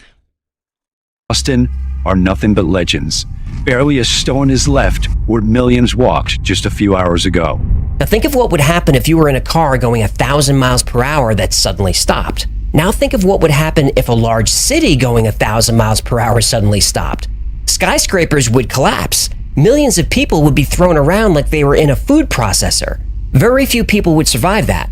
But survivors are the unlucky ones, because moving across the country at the speed of sound is a 2-mile-high wall of water, mud, and debris. South America. This is likely why so many wealthy people have been building underground bunkers. This knowledge has to be somewhere at a certain level that somebody's taking it serious. America finds the Andes not high enough to stop the violence. In less than a day, the entire continent is burned by molten earth fire, buried under miles of violent seas, then turned into a frozen hell. Everything freezes: man, beast, plant, and mud in less than 4 hours. When the shift happens, the land on Earth stops moving, so the sun stops moving in the sky. That means one side of the Earth is going to get really hot, and the other side really cold. A temperature drop. Remember the second time? So God put placed the bow in the heavens as a covenant that he wouldn't flood the earth again. No, the next time's by fire. Of 180 degrees. That means even the warmest parts of the planet are going to be 80 degrees below zero. Everything is frozen solid within 4 hours. Europe cannot escape. The Alps, Pyrenees, Urals are sunken, then heaved even higher when the wall of seawater strikes. Western Africa and the sands of the Sahara vanish. The fury marches on for 6 days. During the 6th day, the ocean starts to settle. The Bay of Bengal Basin just east of India is now at the North Pole. The Pacific Ocean just west of Peru is at the South Pole. New ice caps begin to form in the new polar areas. Greenland and Antarctica, now rotating equatorially, emerge with verdant tropical foliage. Thomas is predicting a 90-degree shift of the Earth's axis, basically turning the planet on its side. The poles move to the equator, and the equator moves to the poles. New York lies at the bottom of the Atlantic, covered by unbelievable amounts of mud. Of San Francisco, Los Angeles, Chicago, Dallas, and Boston, not a trace is left. The cataclysm has done its work and drives the pitiful few who survive into a new Stone Age. We join Noah, Adam and Eve, Atlantis, Mu and Olympus, and Jesus joins Osiris, Tahora, Zeus, and Vishnu. In the first chapter of his book, Dr. Thomas paints a terrifying future. But how likely is it? In the next few chapters, Thomas goes on to not only prove his pole shift is possible, that it's happened before and will happen again very soon. In fact, there are signs that it may have already begun. And on that note, let's look at Ben Davidson here and his, when did he post this? Oh, yesterday. This video. Let's listen to this. So this is Ben Davidson from Suspicious Observers, who is one of the most vocal on the internet that has been talking about the pole shift and preparing, if there is such a thing. We're not really preparing. I mean, we are, but we aren't. We live on a farm. If we survive, we survive. I think that this is the point of the rapture. This is when Jesus sends out his angels to gather the elect from the four corners of the earth. I think that's, I think this is what we're being saved from. It's almost like getting on the ark before the earth is restored back to its original glory, the way it was before the flood. Will it rise? Where will it fall? In the hypothetical Earth disaster cycle, crustal reorganization and tilt, while we can guess which way inertia will send the waves, I have long said that localized elevation changes due to mantle heaving are possible.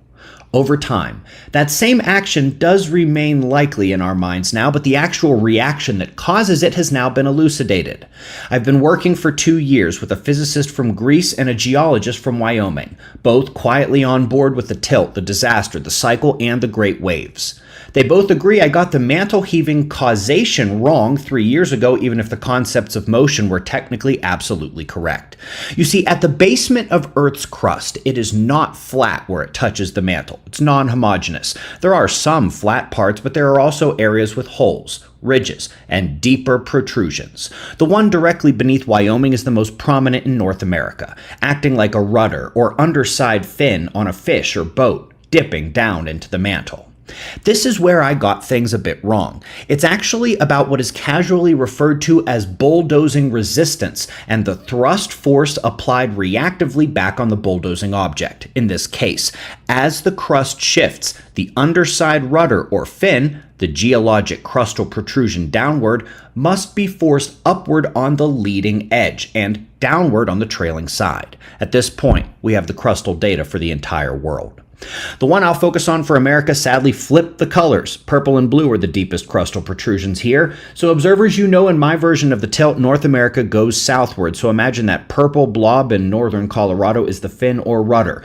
Everything south of that, central and southern Colorado, New Mexico, Texas, leading the way of the tilt, will rise. Everything north of that, Wyoming, Montana, Alberta, Canada, should fall slightly. Here's the map of crustal thickness for the planet. Largest elevation changes are expected around the Himalaya and the Andes. Spot of bad news for Australian observers. The major survival zones in the southeast that most of you have identified are likely to sink a bit, while the north and northeast should lift a bit. See you in the morning for the Daily Show. Yeah, I think that's the whole point too, John, is this is what will be evacuated from, because this is seal number 6 in Matthew. And he will send his angels with a great sound of a trumpet, and they will gather together his elect from the 4 winds, from one end of heaven to the other. So you don't want to be left behind. You want to be the wheat bowing. You don't want to be the tare who's standing up. Yeah. All right. So where does that leave us? Did I have any other videos? I had one more from him. Is anybody like, wow, I never knew that before. Thank God he showed me that. Are we in a magnetic pole shift? Holy cow, I had no idea. I'm at this channel by accident. Said none of you.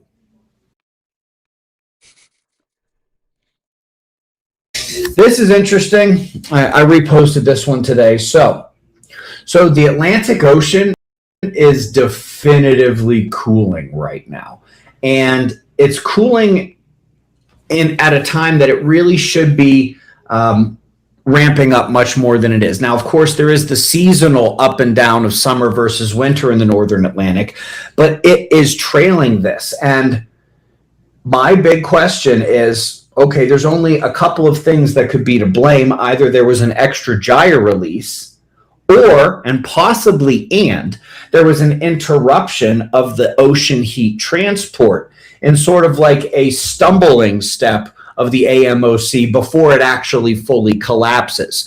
You know, rather than running at full speed and then all of a sudden it trips over its shoelaces and face plants, it's the kind of thing where it's slowly gassing, it's slowing down, maybe it's... Anyway, we don't have to watch this whole one. It's quite a bit longer. This is the one where he's showing that this stuff is starting to take place, and he's no longer even saying that it's going to be 2030, which there was not too long ago he was saying there's only a 5% chance that it would be in 2030. Now he's saying that I'm not even going to say 2030. This can happen at any time. We're starting to see the signs that this could be the year, and I'm not trying to foment fear. But I do want to point out that this is all written in the Bible. I showed you the seals being opened up, what these are. They're the curse going throughout the whole earth. They're going into the homes of the thieves and the perjurers. They're staying there until they burn them to the grounds. Then we've got the Great Tribulation, mass casualty events, feeding the vultures, And then we have the pole shift, which I guarantee you a bunker in the ground ain't going to save you from the pole shift.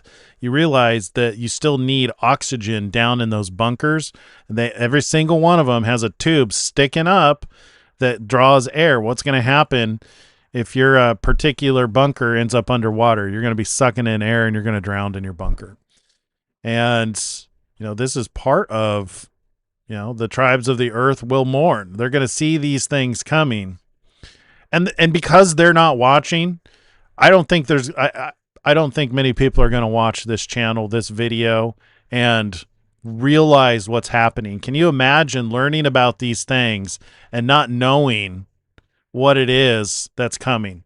Like, if you look back over the last 10 years, if you look back since 2017, and we lived through COVID, we lived through the Biden administration, we lived through all the things that are going on in the world right now. People are confused, but what it's done is it has separated out the thieves and the perjurers. They've exposed themselves. The tares they're being prepared to be harvested, to be gathered together, and to be burned. But the good news is we're not going through all of that. We're going to be rescued from this before that big day comes. So when the whole world is mourning, we should be rejoicing, because we know that the Bible is true. And that's the really cool thing about this. I have to remind you here of John 14:29. This is, and now I have told you before it comes, that when it does come to pass, you may believe. That's the whole point. Like, we know what's happening. We know the future because of what's written in the Bible. And he told us beforehand. So we got the privilege to observe these things taking place. And now that we know where we are and the purpose of everything, we know what to expect. I'm under the impression that we've been going through birth pains, that we've been going through tribulation, but I still get the sense that there's probably something, a big final explosion. That's probably the right word. Let's go look at Ezekiel 39 and finish out on that chapter. Finish out in Ezekiel 39. So this is where we are now. Then I will knock the bow out of your left hand and cause the arrows to fall out of your right hand. You shall fall upon the mountains of Israel, you and all of your troops, and the peoples who are with you. I will give you to birds of prey of every sort, and to the beasts of the field to be devoured. You shall fall on the open field, for I have spoken, says the Lord God. I expect this to happen, the birds of prey. So there's got to be an after. That's got to be for when they say peace and safety, then sudden destruction. Because then it says, and I will send fire on Magog, and on those who live in security in the coastlands. Then they shall know that I am the Lord God. Maybe this isn't us. Maybe this is supernatural from God. So, but I don't know. Given that this is, the Iron Dome, it seems to me like this is probably Trump. So I will make my holy name known in the midst of my people, Israel, and I will not let them profane my holy name anymore. And remember that Israel, the people of Israel, are not just in Israel. They're spread throughout the four corners of the earth. Then it's just Israel is the sign, the physical location that a lot of this takes place. Then the nations shall know that I am the Lord, the Holy One in Israel. Surely it is coming, and it shall be done, says the Lord God. This is the day of which I have spoken. Then those who dwell in the cities of Israel will go out and set on fire and burn the weapons. So this is where we get into the possible nuclear attack. So why else would you burn the weapons? So they'll set on fire and burn the weapons, both the shields and the bucklers, the bows and the arrows, and the javelins and spears. So I guess rockets. They do that. I don't know if they burn them, but maybe they do burn them. We should look at the process of what they do when they clean up the parts that fall. and they will make fires with them for 7 years. This is one of the things that, how would they make fires with them for 7 years if they weren't nuclear in nature? Also, this implies that Israel's probably going to be untouched by the things that are happening. So the magnetic pole shift and the restructuring of the land mass. The fact that they can do these, and we're talking about, the future, 7 years into the future, unless this is 7 years, which is already passed, or, 7 years to be completed from the Al-Aqsa flood. But they will make fires with them for 7 years. They will not take wood from the field. See, this is another indication. Like, why would you not take wood from the field? Well, if it's contaminated, if it's irradiated, then you wouldn't want that wood. Nor cut down any from the forest, because they will make fires with the weapons. And they will plunder those who plundered them, and pillage those who pillaged them, says the Lord God. It will come to pass in that day that I will give Gog a burial place there in Israel, the valley of those who pass by east of the sea, and it will obstruct travelers, because there they will bury Gog and all his multitude. Therefore they will call it the valley of Hamon-Gog. For 7 months the house of Israel will be burying them, in order to cleanse the land.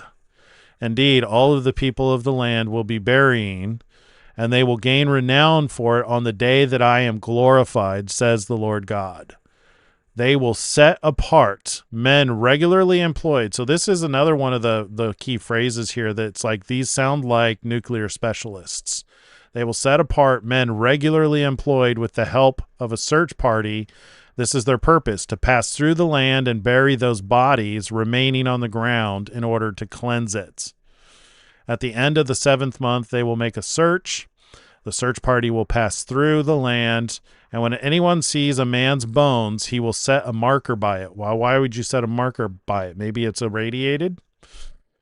Till the buriers have buried it in the valley of Hamon-Gog. The name of the city will be Hamanah. Thus they shall cleanse all the land. As for you, son of man, thus says the Lord God, speak to every sort of bird, to every beast of the field. Assemble yourselves and come, gather together from all the sides to my sacrificial meal. It could be. I wonder if, here's another thing I hadn't thought about, if the magnetic pole shift, if it wipes out all of these lands around Israel and leaves Israel untouched, it could almost be as though God is depositing all the bodies in a particular area from the floods that take place from the magnetic pole shift. But I do think that the language in here still suggests that it could be nuclear in nature. And that might line up with for when they say peace and safety, then sudden destruction. That's kind of the expectation for what's going to happen with what's going on with, now that they've signed the peace deal, we're probably getting to the point for when they say peace and safety, and somebody's going to drop a weapon. Don't know who.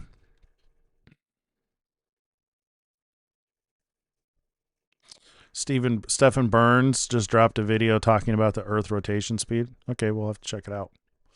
All right, let's continue. Let's finish up here in this triumphant festival. And as for you, son of man, thus says the Lord God, speak to every sort of bird, to every beast of the field. Assemble yourselves and come, gather together from all sides to my sacrificial meal, which I am sacrificing for you, a great sacrificial meal on the mountain of Israel, that you may eat flesh and drink blood. You shall eat the flesh of the mighty, drink the blood of the princes of the earth, of the rams and lambs, of goats and bulls, all of them fatlings of Bashan. You shall eat fat till you are full, and drink blood till you are drunk, at my sacrificial meal, which I am sacrificing for you. You shall be filled at my table with horses and riders, with mighty men, and with all the men of war, says the Lord God. Then Israel is restored. I will set my glory among the nations. All the nations shall see my judgment, which I executed, and my hand, which I have laid on them. So the house of Israel shall know that I am the Lord their God from that day forward. The Gentiles shall know that the house of Israel went into captivity for their iniquity, because they were unfaithful to me. They went seeking other gods. Don't go seeking other gods, because you would be part of the curse that goes into the house of the thief and the perjurer, takes his name in vain. Therefore I hid my face from them. I gave them into the hand of their enemies, and they fell by my sword. According to their uncleanness and according to their transgressions, I have dealt with them and hidden my face from them. This is over. This is done. Therefore, thus says the Lord God, now I will bring back the captives of Jacob and have mercy on the whole house of Israel, and I will be jealous for my holy name. After they have borne their shame and all their unfaithfulness in which they were unfaithful to me, when they dwelt safely in their own land, and no one made them afraid, when I have brought them back from the peoples and gathered them out of their enemies' lands, and I am hallowed in them in the sight of many nations, then they shall know that I am the Lord their God, who sent them into captivity among the nations, but also brought them back to their land and left none of them captive any longer. I will not hide my face from them any more, for I shall have poured out my spirit on the house of Israel, says the Lord God. There you go. So,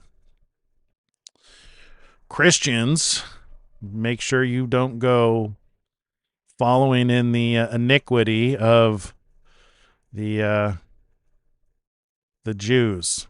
This is why I say that I think turning the hearts of the fathers to the children is because there are those who practice iniquity, practice lawlessness, and the Jews know better. All right, let's go finish up here with Mark Biltz. Gather the tare first, throw them in the fire, and then the wheat gather in my barn. All right, let's look at this verse. This is Matthew 8, verse 11 and 12. I say unto you that many are going to come from the east and the west. They're going to sit down with Abraham, Isaac, and Jacob in the kingdom of heaven. But the children of the kingdom are going to be cast into outer darkness where there's weeping and gnashing of teeth. What? How many of you seen that one? Okay, and this outer darkness and gnashing of teeth refers to the tribulation.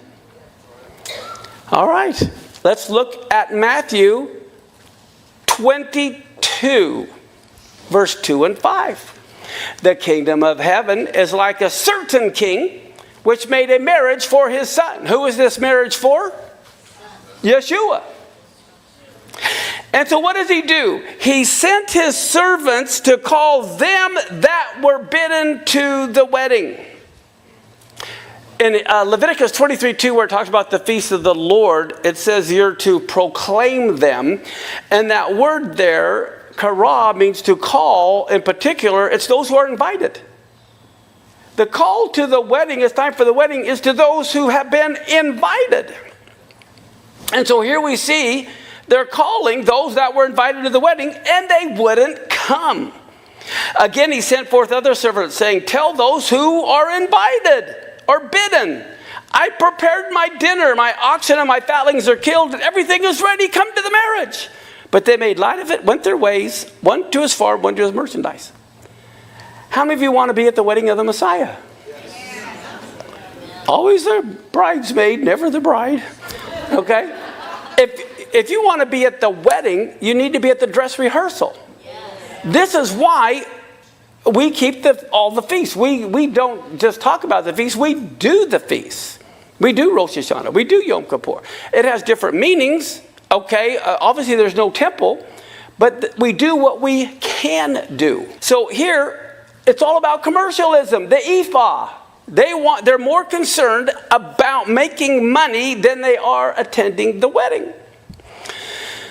So look what happens in Matthew 22, 8 through 14. He said to his servants, the wedding is ready, but those who were invited aren't worthy.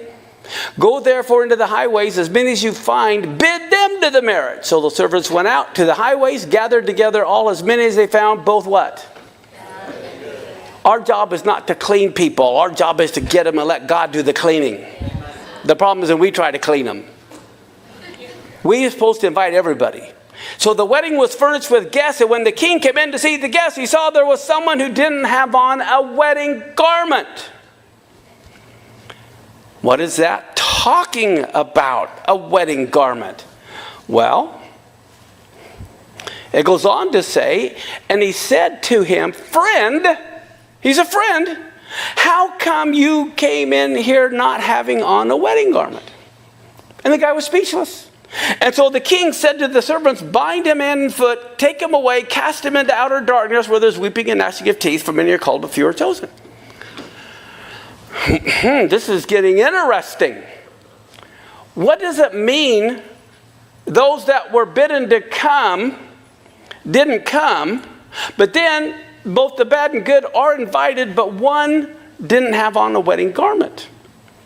Well, during that day, if you are a king and you have your son and you're going to have a wedding, you know there are poor people in your kingdom.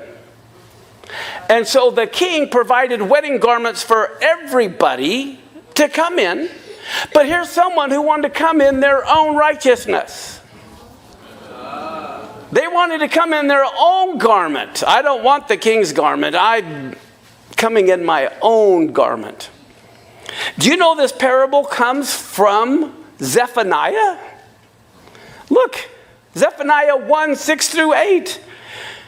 There are those who have turned back from the Lord. That means there are people who were serving the Lord, but they've turned their back. And there are those who have not sought the Lord, nor even inquired of him. Hold your peace at the presence of the Lord God, for the day of the Lord is at hand. The Lord has prepared a sacrifice.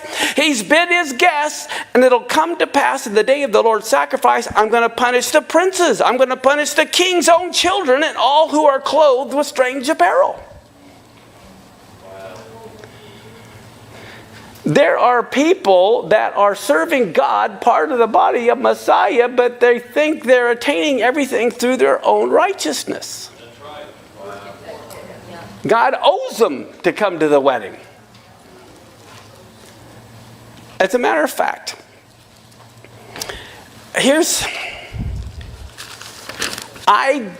and I'm not speaking for ISO, I'm just speaking for myself, and I'm not saying this is the absolute truth. I'm just telling you what I see. Take it if you want it, don't take it if you don't want it. I don't think the whole body of Messiah will become the bride. Eve came from a part of Adam. The whole body of Adam didn't become the bride. And Messiah is the second Adam. And I believe the bride is the part of the body that's closest to his heart. Okay? Now, at every wedding, there's a wedding party. Not everyone becomes the bride. Okay? And God wants to have a family. He's going to have kids. Okay? We're all the children of God. And I believe, well, I have another verse. Let me just... think about this. This is one verse that everybody has missed that I know of. I'm the only one. I don't want to say that, but I'm sure there's other people. But, shock and awe, look at this verse and think about it. Luke 12, 35 through 37. Here's part of the body that's not the bride. This is just like the foolish virgins, but this is with the men. It says, let your loins be girded about and your lights burning, and you yourselves like unto men that wait for the Lord when he returns from the wedding. They weren't at the wedding. But after the wedding, when he returns again to get them, it says, when he comes and knocks, they may open unto him how? The Song of Songs. What happened? He knocked and knocked. She said, take a hike. He comes back, he knocks, and he knocks. He beats on the door. She had to take time to get all gussied up. She had to unlock the door. He's gone. This is like the foolish virgins. There will be people who are believers, but because their relationship isn't right, they get to go through the tribulation, but they still make it at the end as through the fire. I hope you enjoyed this. There you go. So we're either going into Seal 5 or Seal 6. There's a lot of signs that the magnetic pole shift is coming. It's no longer as far away as 2030, 2040, or 2050. It could happen at any time. The two witnesses have been speaking for at least 512 days, maybe longer. And we're at that place in time where we could hear it for when they say peace and safety. Then there could be sudden destruction and great tribulation and a gathering together, a supper for the beasts and the birds, all because death has been given authority over the land where people live. A lot of stuff to consider, a lot of stuff to bear in mind. And you're a small part of the bunch that has some clue of where we might be. You know, it can be said that you have been watchful. Jesus said, if you do not watch, I will come upon you like a thief in the night. He says, watch therefore. He says, for if the good man of the house had known in what hour the thief would come, he would have watched and kept his house from being broken up. We've been watching. We have an idea. We're not going to be caught off guard. But there's going to be a big portion of the world who's mourning when they see what's coming upon the earth. You know, you wonder why there's been this trickle feed of the alien disclosures. When are they going to start trickle feeding the events coming on the whole world? It's got to be soon. You know, Trump is just the right president to do it, too. He's not going to hold some. He probably doesn't know about it. I don't know. That's one of the interesting things about the two witnesses is we've made so many assumptions about them. You know, I hear people, even that doctor, this gentleman, what was his name? Dr. Douglas Hamp, makes assumptions about the two witnesses. They're going to do this. They're going to do that. They're going to preach this. They're going to preach that. They're going to lead people this way. They're going to do that. You know, if you just paid attention to what they say every day, you'd be aware of what's going on around the world. They're pointing out the things that are happening. They're pointing out, they're helping people, they're defending freedoms, they're holding that door open. It's almost like they're holding the door open to the ark. Or maybe that's not a good illustration. Maybe a better illustration is they're looking for the final wheat with the fruit on it to bow. That's probably better. You know, so much of the world is affected by those two men right now. And geez, I just heard today that there was another, what was it? Where was it that I heard that? I think it was Benny. The Benny show was talking about how he may have information I haven't heard yet, but that there's, serious threats on Elon's life. Since he became a trillionaire, they want him gone. Anyway, it's exciting. This is not something to be afraid of. I don't share these things. I don't look at the Great Tribulation to cause anybody to be afraid. God, no. I do believe that, those of us that are watching, that are mindful, and that are continuing to, I continue to speak. I hope you continue to speak, looking for lost souls.